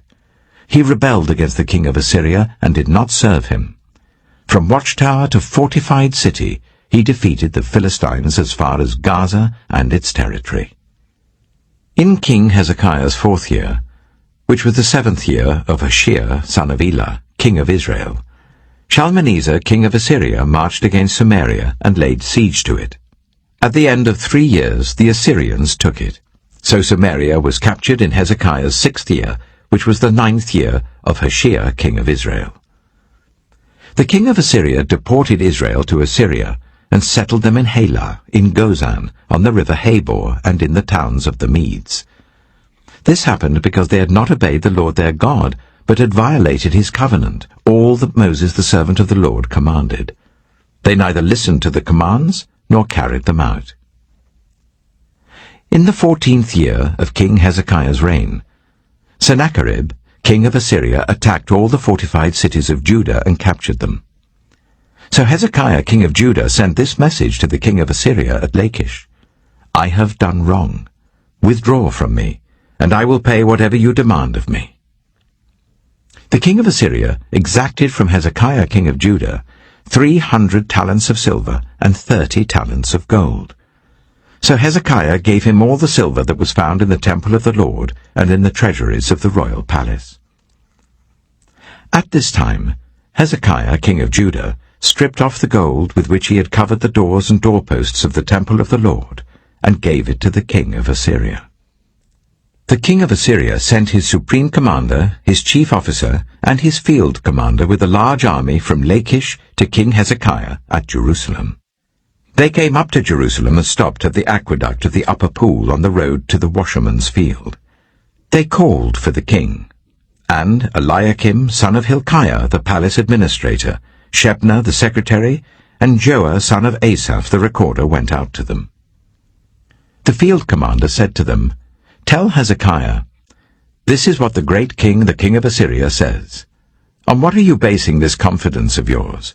You say you have the counsel and the might for war, but you speak only empty words. On whom are you depending that you rebel against me? Look, I know you are depending on Egypt, that splintered reed of a staff, which pierces the hand of anyone who leans on it. Such is Pharaoh, king of Egypt, to all who depend on him. But if you say to me, 'We are depending on the Lord our God,' isn't he the one whose high places and altars Hezekiah removed, saying to Judah and Jerusalem, 'You must worship before this altar in Jerusalem'? Come now, make a bargain with my master the king of Assyria. I will give you 2,000 horses, if you can put riders on them. How can you repulse one officer of the least of my master's officials, even though you are depending on Egypt for chariots and horsemen? Furthermore, have I come to attack and destroy this place without word from the Lord? The Lord himself told me to march against this country and destroy it." Then Eliakim, son of Hilkiah, and Shebna and Joah said to the field commander, "Please speak to your servants in Aramaic, since we understand it. Don't speak to us in Hebrew in the hearing of the people on the wall." But the commander replied, "Was it only to your master and you that my master sent me to say these things, and not to the people sitting on the wall, who, like you, will have to eat their own excrement and drink their own urine?" Then the commander stood and called out in Hebrew, "Hear the word of the great king, the king of Assyria. This is what the king says. Do not let Hezekiah deceive you. He cannot deliver you from my hand. Do not let Hezekiah persuade you to trust in the Lord when he says, 'The Lord will surely deliver us. This city will not be given into the hand of the king of Assyria.' Do not listen to Hezekiah. This is what the king of Assyria says. Make peace with me and come out to me. Then each of you will eat fruit from your own vine and fig tree and drink water from your own cistern, until I come and take you to a land like your own, a land of grain and new wine, a land of bread and vineyards, a land of olive trees and honey. Choose life and not death. Do not listen to Hezekiah, for he is misleading you when he says, 'The Lord will deliver us.' Has the God of any nation ever delivered his land from the hand of the king of Assyria? Where are the gods of Hamath and Arpad? Where are the gods of Sepharvaim, Hena, and Iva? Have they rescued Samaria from my hand? Who of all the gods of these countries have been able to save his land from me? How then can the Lord deliver Jerusalem from my hand?" But the people remained silent and said nothing in reply, because the king had commanded, "Do not answer him." Then Eliakim, son of Hilkiah the palace administrator, Shebna the secretary, and Joah son of Asaph the recorder went to Hezekiah with their clothes torn, and told him what the field commander had said. 2 Kings chapter 19. When King Hezekiah heard this, he tore his clothes and put on sackcloth and went into the temple of the Lord. He sent Eliakim the palace administrator, Shebna the secretary, and the leading priests, all wearing sackcloth, to the prophet Isaiah, son of Amos. They told him, "This is what Hezekiah says. This is a day of distress and rebuke and disgrace, as when children come to the moment of birth and there is no strength to deliver them. It may be that the Lord your God will hear all the words of the field commander, whom his master the king of Assyria had sent to ridicule the living God, and that he will rebuke him for the words the Lord your God has heard. Therefore pray for the remnant that still survives." When King Hezekiah's officials came to Isaiah, Isaiah said to them, "Tell your master, this is what the Lord says.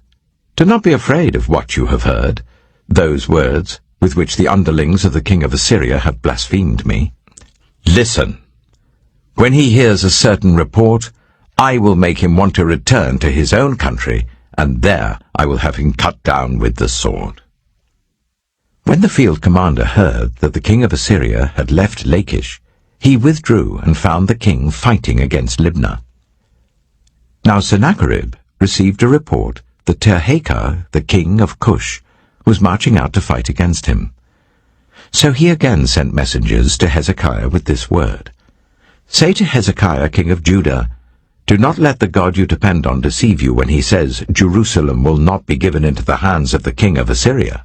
Surely you have heard what the kings of Assyria have done to all the countries, destroying them completely. And will you be delivered? Did the gods of the nations that were destroyed by my predecessors deliver them? The gods of Gozan, Haran, Reseph, and the people of Eden, who were in Tel Assa?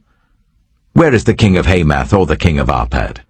Where are the kings of Leah, Sepharvaim, Hena, and Iva?" Hezekiah received the letter from the messengers and read it. Then he went up to the temple of the Lord and spread it out before the Lord. And Hezekiah prayed to the Lord, "Lord, the God of Israel, enthroned between the cherubim, you alone are God over all the kingdoms of the earth. You have made heaven and earth. Give ear, Lord, and hear.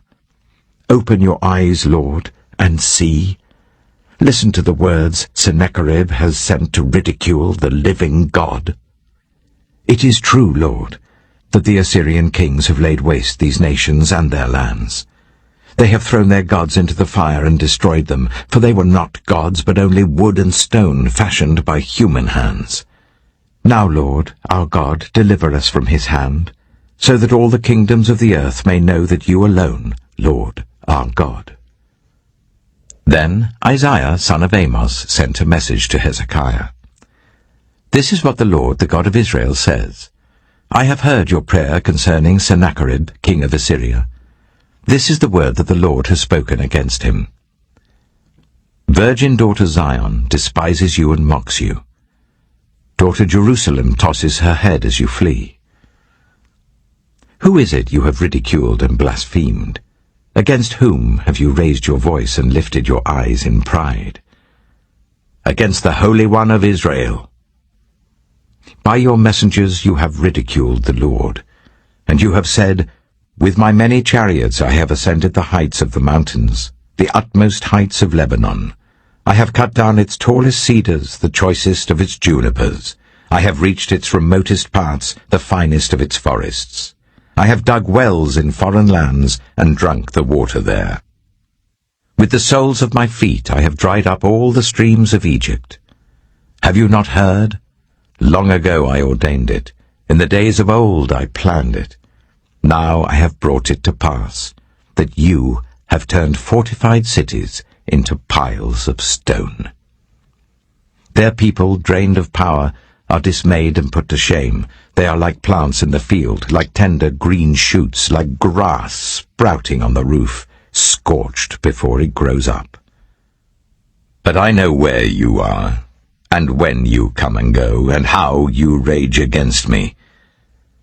Because you rage against me, and because your insolence has reached my ears, I will put my hook in your nose and my bit in your mouth, and I will make you return by the way you came. This will be the sign for you, Hezekiah. This year you will eat what grows by itself, and the second year what springs from that.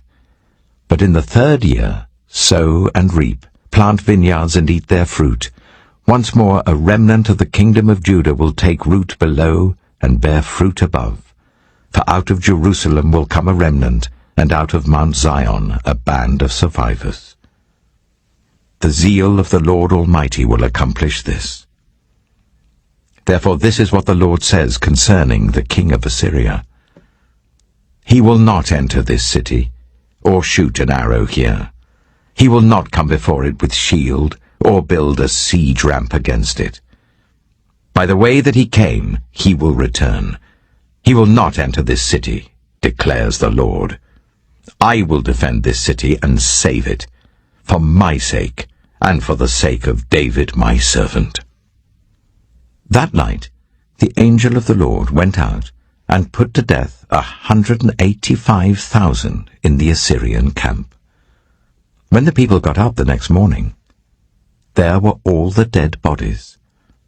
So Sennacherib, king of Assyria, broke camp and withdrew. He returned to Nineveh and stayed there. One day, while he was worshipping in the temple of his god Nisroch, his sons Adramelech and Sharezer killed him with the sword, and they escaped to the land of Ararat. And Esarhaddon, his son, succeeded him as king. 2 Kings chapter 20. In those days Hezekiah became ill and was at the point of death. The prophet Isaiah, son of Amoz, went to him and said, "This is what the Lord says. Put your house in order, because you are going to die. You will not recover." Hezekiah turned his face to the wall and prayed to the Lord. "Remember, Lord, how I have walked before you faithfully and with wholehearted devotion, and have done what is good in your eyes." And Hezekiah wept bitterly. Before Isaiah had left the middle court, the word of the Lord came to him. "Go back and tell Hezekiah, the ruler of my people, this is what the Lord, the God of your father David, says. I have heard your prayer and seen your tears. I will heal you. On the third day from now you will go up to the temple of the Lord. I will add 15 years to your life, and I will deliver you and this city from the hand of the king of Assyria. I will defend this city for my sake and for the sake of my servant David." Then Isaiah said, "Prepare a poultice of figs." They did so and applied it to the boil, and he recovered. Hezekiah had asked Isaiah, "What will be the sign that the Lord will heal me, and that I will go up to the temple of the Lord on the third day from now?" Isaiah answered, "This is the Lord's sign to you that the Lord will do what he has promised. Shall the shadow go forward 10 steps, or shall it go back 10 steps? "It is a simple matter for the shadow to go forward 10 steps, said Hezekiah. "Rather, let it go back 10 steps. Then the prophet Isaiah called on the Lord, and the Lord made the shadow go back the 10 steps it had gone down on the stairway of Ahaz. At that time Marduk-Baladan, son of Baladan, king of Babylon, sent Hezekiah letters and a gift, because he had heard of Hezekiah's illness. Hezekiah received the envoys and showed them all that was in his storehouses, the silver, the gold, the spices, and the fine oil, his armory, and everything found among his treasures. There was nothing in his palace or in all his kingdom that Hezekiah did not show them. Then Isaiah the prophet went to King Hezekiah and asked, "What did those men say, and where did they come from?" "From a distant land," Hezekiah replied. "They came from Babylon." The prophet asked, "What did they see in your palace?" "They saw everything in my palace," Hezekiah said. "There is nothing among my treasures that I did not show them." Then Isaiah said to Hezekiah, "Hear the word of the Lord. The time will surely come when everything in your palace, and all that your predecessors have stored up until this day, will be carried off to Babylon. Nothing will be left, says the Lord. And some of your descendants, your own flesh and blood, who will be born to you, will be taken away, and they will become eunuchs in the palace of the king of Babylon." "The word of the Lord you have spoken is good," Hezekiah replied, for he thought, "Will there not be peace and security in my lifetime?" As for the other events of Hezekiah's reign, all his achievements and how he made the pool and the tunnel by which he brought water into the city, are they not written in the book of the annals of the kings of Judah? Hezekiah rested with his ancestors, and Manasseh his son succeeded him as king. 2 Kings chapter 21. Manasseh was 12 years old when he became king, and he reigned in Jerusalem for 55 years. His mother's name was Hephzibah. He did evil in the eyes of the Lord, following the detestable practices of the nations the Lord had driven out before the Israelites. He rebuilt the high places his father Hezekiah had destroyed. He also erected altars to Baal and made an Asherah pole, as Ahab king of Israel had done. He bowed down to all the starry hosts and worshipped them. He built altars in the temple of the Lord, of which the Lord had said, "In Jerusalem I will put my name." In the 2 courts of the temple of the Lord he built altars to all the starry hosts. He sacrificed his own son in the fire, practiced divination, sought omens, and consulted mediums and spiritists. He did much evil in the eyes of the Lord, arousing his anger. He took the carved Asherah pole he had made and put it in the temple, of which the Lord had said to David and to his son Solomon, "In this temple and in Jerusalem, which I have chosen out of all the tribes of Israel, I will put my name forever. I will not again make the feet of the Israelites wander from the land I gave their ancestors, if only they will be careful to do everything I commanded them, and will keep the whole law that my servant Moses gave them." But the people did not listen. Manasseh led them astray, so that they did more evil than the nations the Lord had destroyed before the Israelites. The Lord said through his servants the prophets, "Manasseh, king of Judah, has committed these detestable sins. He has done more evil than the Amorites who preceded him, and has led Judah into sin with his idols. Therefore this is what the Lord, the God of Israel, says, I'm going to bring such disaster on Jerusalem and Judah that the ears of everyone who hears of it will tingle. I will stretch out over Jerusalem the measuring line used against Samaria and the plumb line used against the house of Ahab. I will wipe out Jerusalem as one wipes out a dish, wiping it and turning it upside down. I will forsake the remnant of my inheritance and give them into the hands of enemies. They will be looted and plundered by all their enemies. They have done evil in my eyes, and have aroused my anger, from the day their ancestors came out of Egypt until this day. Moreover, Manasseh also shed so much innocent blood that he filled Jerusalem from end to end, besides the sin that he had caused Judah to commit, so that they did evil in the eyes of the Lord. As for the other events of Manasseh's reign and all he did, including the sin he committed, are they not written in the book of the annals of the kings of Judah? Manasseh rested with his ancestors and was buried in his palace garden, the garden of Uzzah. And Ammon, his son, succeeded him as king. Ammon was 22 years old when he became king, and he reigned in Jerusalem for 2 years. His mother's name was Meshullemeth, daughter of Haruz. She was from Jotbah. He did evil in the eyes of the Lord, as his father Manasseh had done. He followed completely the ways of his father, worshipped the idols his father had worshipped, and bowing down to them. He forsook the Lord, the God of his ancestors, and did not walk in obedience to him.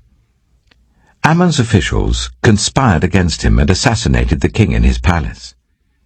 Then the people of the land killed all who had plotted against King Ammon, and they made Josiah his son king in his place.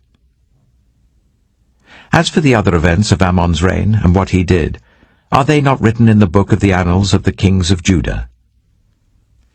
He was buried in his tomb in the garden of Uzzah, and Josiah his son succeeded him as king. 2 Kings chapter 22. Josiah was 8 years old when he became king, and he reigned in Jerusalem for 31 years. His mother's name was Jedidah, daughter of Adiah. She was from Bozkath. He did what was right in the eyes of the Lord, and followed completely the ways of his father David, not turning aside to the right or to the left. In the 18th year of his reign, King Josiah sent the secretary Shaphan, son of Azaliah, the son of Meshullam, to the temple of the Lord. He said, "Go up to Hilkiah, the high priest, and make him get ready the money that has been brought into the temple of the Lord, which the doorkeepers have collected from the people. Make them entrusted to the men appointed to supervise the work on the temple. And make these men pay the workers who repair the temple of the Lord, the carpenters, the builders, and the masons. Also make them purchase timber and dressed stone to repair the temple. But they need not account for the money entrusted to them, because they are honest in their dealings." Hilkiah, the high priest, said to Shaphan the secretary, "I have found the book of the law in the temple of the Lord." He gave it to Shaphan, who read it. Then Shaphan, the secretary, went to the king and reported to him, "Your officials have paid out the money that was in the temple of the Lord, and have entrusted it to the workers and supervisors at the temple." Then Shaphan, the secretary, informed the king, "Hilkiah the priest has given me a book," and Shaphan read from it in the presence of the king. When the king heard the words of the book of the law, he tore his robes. He gave these orders to Hilkiah the priest, Ahikam son of Shaphan, Achbor son of Micaiah, Shaphan the secretary, and Asaiah the king's attendant. "Go and inquire of the Lord for me, and for the people, and for all Judah, about what is written in this book that has been found. Great is the Lord's anger that burns against us, because those who have gone before us have not obeyed the words of this book. They have not acted in accordance with all that is written there concerning us." Hilkiah the priest, Ahikam, Achbor, Shaphan, and Asaiah went to speak to the prophet Huldah, who was the wife of Shallum, son of Tikvah, the son of Harhas, keeper of the wardrobe. She lived in Jerusalem, in the new quarter. She said to them, "This is what the Lord, the God of Israel, says. Tell the man who sent you to me, this is what the Lord says. I am going to bring disaster on this place and its people, according to everything written in the book the king of Judah has read. Because they have forsaken me and burned incense to other gods, and aroused my anger by all the idols their hands have made, my anger will burn against this place and will not be quenched. Tell the king of Judah who sent you to inquire of the Lord, this is what the Lord, the God of Israel, says concerning the words you have heard. Because your heart was responsive and you humbled yourself before the Lord when you heard what I have spoken against this place and its people, that they would become a curse and be laid waste, and because you tore your robes and wept in my presence, I also have heard you, declares the Lord. Therefore I will gather you to your ancestors, and you will be buried in peace. Your eyes will not see all the disaster I'm going to bring on this place." So they took her answer back to the king. 2 Kings chapter 23. Then the king called together all the elders of Judah and Jerusalem. He went up to the temple of the Lord with the people of Judah, the inhabitants of Jerusalem, the priests and the prophets, all the people from the least to the greatest. He read in their hearing all the words of the book of the covenant, which had been found in the temple of the Lord. The king stood by the pillar and renewed the covenant in the presence of the Lord, to follow the Lord and keep his commands, statutes, and decrees with all his heart and all his soul, thus confirming the words of the covenant written in this book. Then all the people pledged themselves to the covenant. The king ordered Hilkiah the high priest, the priests next in rank, and the doorkeepers to remove from the temple of the Lord all the articles made for Baal and Asherah, and all the starry hosts. He burned them outside Jerusalem, in the fields of the Kidron Valley, and took the ashes to Bethel. He did away with the idolatrous priests appointed by the kings of Judah to burn incense on the high places of the towns of Judah and on those around Jerusalem, those who burned incense to Baal, to the sun and moon, to the constellations, and to all the starry hosts. He took the Asherah pole from the temple of the Lord to the Kidron Valley outside Jerusalem and burned it there. He ground it to powder and scattered the dust over the graves of the common people. He also tore down the quarters of the male shrine prostitutes that were in the temple of the Lord, the quarters where women did weaving for Asherah. Josiah brought all the priests from the towns of Judah and desecrated the high places, from Geba to Beersheba, where the priests had burned incense. He broke down the gateway at the entrance of the gate of Joshua, the city governor, which was on the left of the city gate. Although the priests of the high places did not serve at the altar of the Lord in Jerusalem, they ate unleavened bread with their fellow priests. He desecrated Topheth, which was in the valley of Ben-Hinnom, so no one could use it to sacrifice their son or daughter in the fire to Molech. He removed from the entrance to the temple of the Lord the horses that the kings of Judah had dedicated to the sun. They were in the court near the room of an official named Nathan-Melech. Josiah then burned the chariots dedicated to the sun. He pulled down the altars the kings of Judah had erected on the roof near the upper room of Ahaz, and the altars Manasseh had built in the 2 courts of the temple of the Lord.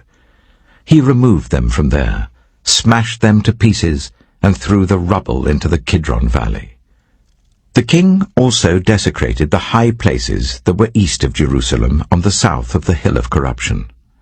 The one Solomon, king of Israel, had built for Ashtoreth, the vile goddess of the Sidonians, for Chemosh, the vile god of Moab, and for Molech, the detestable god of the people of Ammon. Josiah smashed the sacred stones and cut down the Asherah poles and covered the sites with human bones. Even the altar at Bethel, the high place made by Jeroboam son of Nebat, who had caused Israel to sin, even that altar and high place he demolished. He burned the high place and ground it to powder, and burned the Asherah pole also. Then Josiah looked around, and when he saw the tombs that were there on the hillside, he had the bones removed from them and burned on the altar to defile it, in accordance with the word of the Lord proclaimed by the man of God who foretold these things. The king asked, "What is that tombstone I see?" The people of the city said, "It marks the tomb of the man of God who came from Judah and pronounced against the altar of Bethel the very things you have done to it." "Leave it alone," he said. "Don't let anyone disturb his bones." So they spared his bones and those of the prophet who had come from Samaria. Just as he had done at Bethel, Josiah removed all the shrines at the high places that the kings of Israel had built in the towns of Samaria, and that had aroused the Lord's anger. Josiah slaughtered all the priests of those high places on the altars, and burned human bones on them. Then he went back to Jerusalem. The king gave this order to all the people: "Celebrate the Passover to the Lord your God, as it is written in this book of the covenant." Neither in the days of the judges who led Israel, nor in the days of the kings of Israel and the kings of Judah, had any such Passover been observed. But in the 18th year of King Josiah, this Passover was celebrated to the Lord in Jerusalem.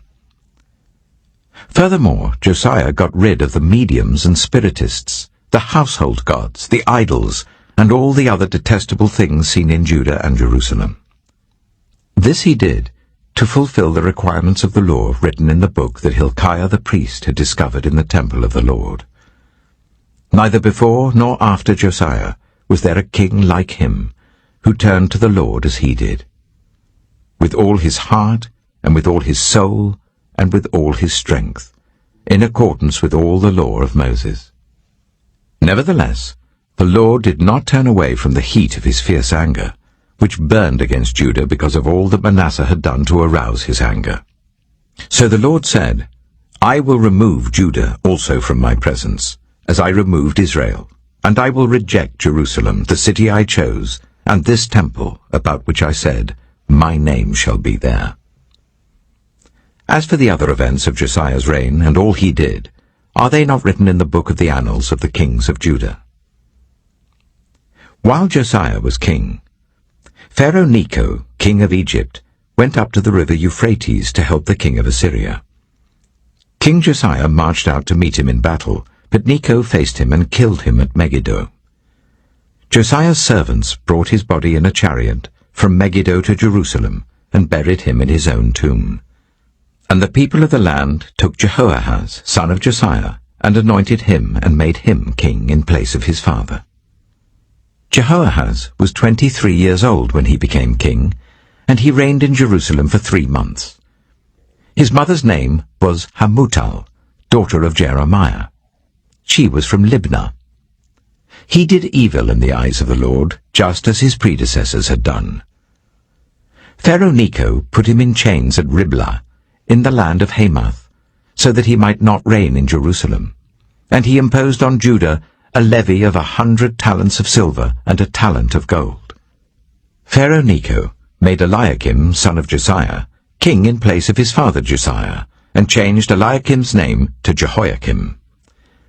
But he took Jehoahaz and carried him off to Egypt, and there he died. Jehoiakim paid Pharaoh Necho the silver and gold he demanded. In order to do so, he taxed the land and exacted the silver and gold from the people of the land according to their assessments. Jehoiakim was 25 years old when he became king, and he reigned in Jerusalem for 11 years. His mother's name was Zebidah, daughter of Pedaiah. She was from Rumah. And he did evil in the eyes of the Lord, just as his predecessors had done. 2 Kings chapter 24. During Jehoiakim's reign, Nebuchadnezzar, king of Babylon, invaded the land, and Jehoiakim became his vassal for 3 years. But then he turned against Nebuchadnezzar and rebelled. The Lord sent Babylonian, Aramean, Moabite, and Ammonite raiders against him to destroy Judah, in accordance with the word of the Lord proclaimed by his servants the prophets. Surely these things happened to Judah according to the Lord's command, in order to remove them from his presence, because of the sins of Manasseh and all he had done, including the shedding of innocent blood. For he had filled Jerusalem with innocent blood, and the Lord was not willing to forgive. As for the other events of Jehoiakim's reign, and all he did, are they not written in the book of the annals of the kings of Judah? Jehoiakim rested with his ancestors, and Jehoiachin, his son, succeeded him as king. The king of Egypt did not march out from his own country again, because the king of Babylon had taken all his territory, from the Wadi of Egypt to the river Euphrates. Jehoiachin was 18 years old when he became king, and he reigned in Jerusalem for 3 months. His mother's name was Nehushta, daughter of Elnathan. She was from Jerusalem. He did evil in the eyes of the Lord, just as his father had done. At that time, the officers of Nebuchadnezzar, king of Babylon, advanced on Jerusalem and laid siege to it. And Nebuchadnezzar himself came up to the city while his officers were besieging it. Jehoiachin, king of Judah, his mother, his attendants, his nobles, and his officials all surrendered to him. In the 8th year of the reign of the king of Babylon, he took Jehoiachin prisoner. As the Lord had declared, Nebuchadnezzar removed the treasures from the temple of the Lord and from the royal palace, and cut up the gold articles that Solomon king of Israel had made for the temple of the Lord. He carried all Jerusalem into exile, all the officers and fighting men, and all the skilled workers and artisans, a total of 10,000. Only the poorest people of the land were left. Nebuchadnezzar took Jehoiachin captive to Babylon. He also took from Jerusalem to Babylon the king's mother, his wives, his officials, and the prominent people of the land. The king of Babylon also deported to Babylon the entire force of 7,000 fighting men, strong and fit for war, and 1,000 skilled workers and artisans. He made Mattaniah, Jehoiakin's uncle, king in his place, and changed his name to Zedekiah. Zedekiah was 21 years old when he became king, and he reigned in Jerusalem for 11 years. His mother's name was Hamutal, daughter of Jeremiah. She was from Libnah. He did evil in the eyes of the Lord, just as Jehoiakim had done. It was because of the Lord's anger that all this happened to Jerusalem and Judah, and in the end he thrust them from his presence. Now Zedekiah rebelled against the king of Babylon. 2 Kings chapter 25. So in the 9th year of Zedekiah's reign, on the 10th day of the 10th month, Nebuchadnezzar king of Babylon marched against Jerusalem with his whole army. He camped outside the city and built siege works all around it. The city was kept under siege until the 11th year of King Zedekiah. By the 9th day of the 4th month, the famine in the city had become so severe that there was no food for the people to eat. Then the city wall was broken through, and the whole army fled at night through the gate between the two walls near the king's garden, though the Babylonians were surrounding the city.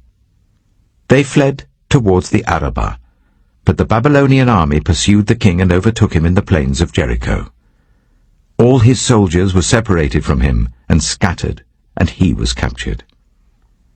He was taken to the king of Babylon at Riblah, where sentence was pronounced on him. They killed the sons of Zedekiah before his eyes. Then they put out his eyes, bound him with bronze shackles, and took him to Babylon.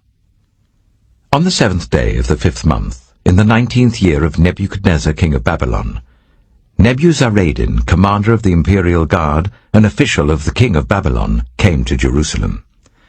He set fire to the temple of the Lord, the royal palace, and all the houses of Jerusalem. Every important building he burned down. The whole Babylonian army under the commander of the imperial guard broke down the walls around Jerusalem. Nebuzaradan, the commander of the guard, carried into exile the people who remained in the city, along with the rest of the populace and those who had deserted to the king of Babylon. But the commander left behind some of the poorest people of the land to work the vineyards and fields. The Babylonians broke up the bronze pillars, the movable stands, and the bronze sea that were at the temple of the Lord, and they carried the bronze to Babylon. They also took away the pots, shovels, wick trimmers, dishes, and all the bronze articles used in the temple service. The commander of the imperial guard took away the censers and sprinkling bowls, all that were made of pure gold or silver. The bronze from the 2 pillars, the sea and the movable stands, which Solomon had made for the temple of the Lord, was more than could be weighed. Each pillar was 18 cubits high. The bronze capital, on top of one pillar, was 3 cubits high, and was decorated with a network and pomegranates of bronze all round. The other pillar, with its network, was similar. The commander of the guard took as prisoners Sariah the chief priest, Zephaniah the priest next in rank, and the 3 doorkeepers. Of those still in the city, he took the officer in charge of the fighting men and 5 royal advisers. He also took the secretary, who was chief officer in charge of conscripting the people of the land, and 60 of the conscripts who were found in the city. Nebuzaradan, the commander, took them all and brought them to the king of Babylon at Riblah. There at Riblah, in the land of Hamath, the king had them executed. So Judah went into captivity, away from her land. Nebuchadnezzar, king of Babylon, appointed Gedaliah, son of Ahikam, the son of Shaphan, to be over the people he had left behind in Judah.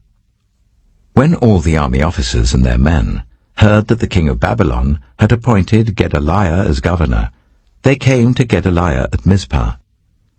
Ishmael, son of Nethaniah, Johanan, son of Kareah, Sariah, son of Tanhumeth the Netophathite, Jaazaniah, the son of the Maacathite, and their men. Gedaliah took an oath to reassure them and their men. "Do not be afraid of the Babylonian officials," he said. "Settle down in the land and serve the king of Babylon, and it will go well with you." In the 7th month, however, Ishmael, son of Nethaniah, the son of Elishama, who was of royal blood, came with 10 men and assassinated Gedaliah, and also the men of Judah and the Babylonians who were with him at Mizpah. At this, all the people from the least to the greatest, together with the army officers, fled to Egypt for fear of the Babylonians. In the 37th year of the exile of Jehoiakim, king of Judah, in the year Awal-Marduk became king of Babylon, he released Jehoiakim, king of Judah, from prison. He did this on the 27th day of the 12th month. He spoke kindly to him, and gave him a seat of honor higher than those of the other kings who were with him in Babylon. So Jehoiakim put aside his prison clothes, and for the rest of his life ate regularly at the king's table. Day by day, the king gave Jehoiakim a regular allowance as long as he lived.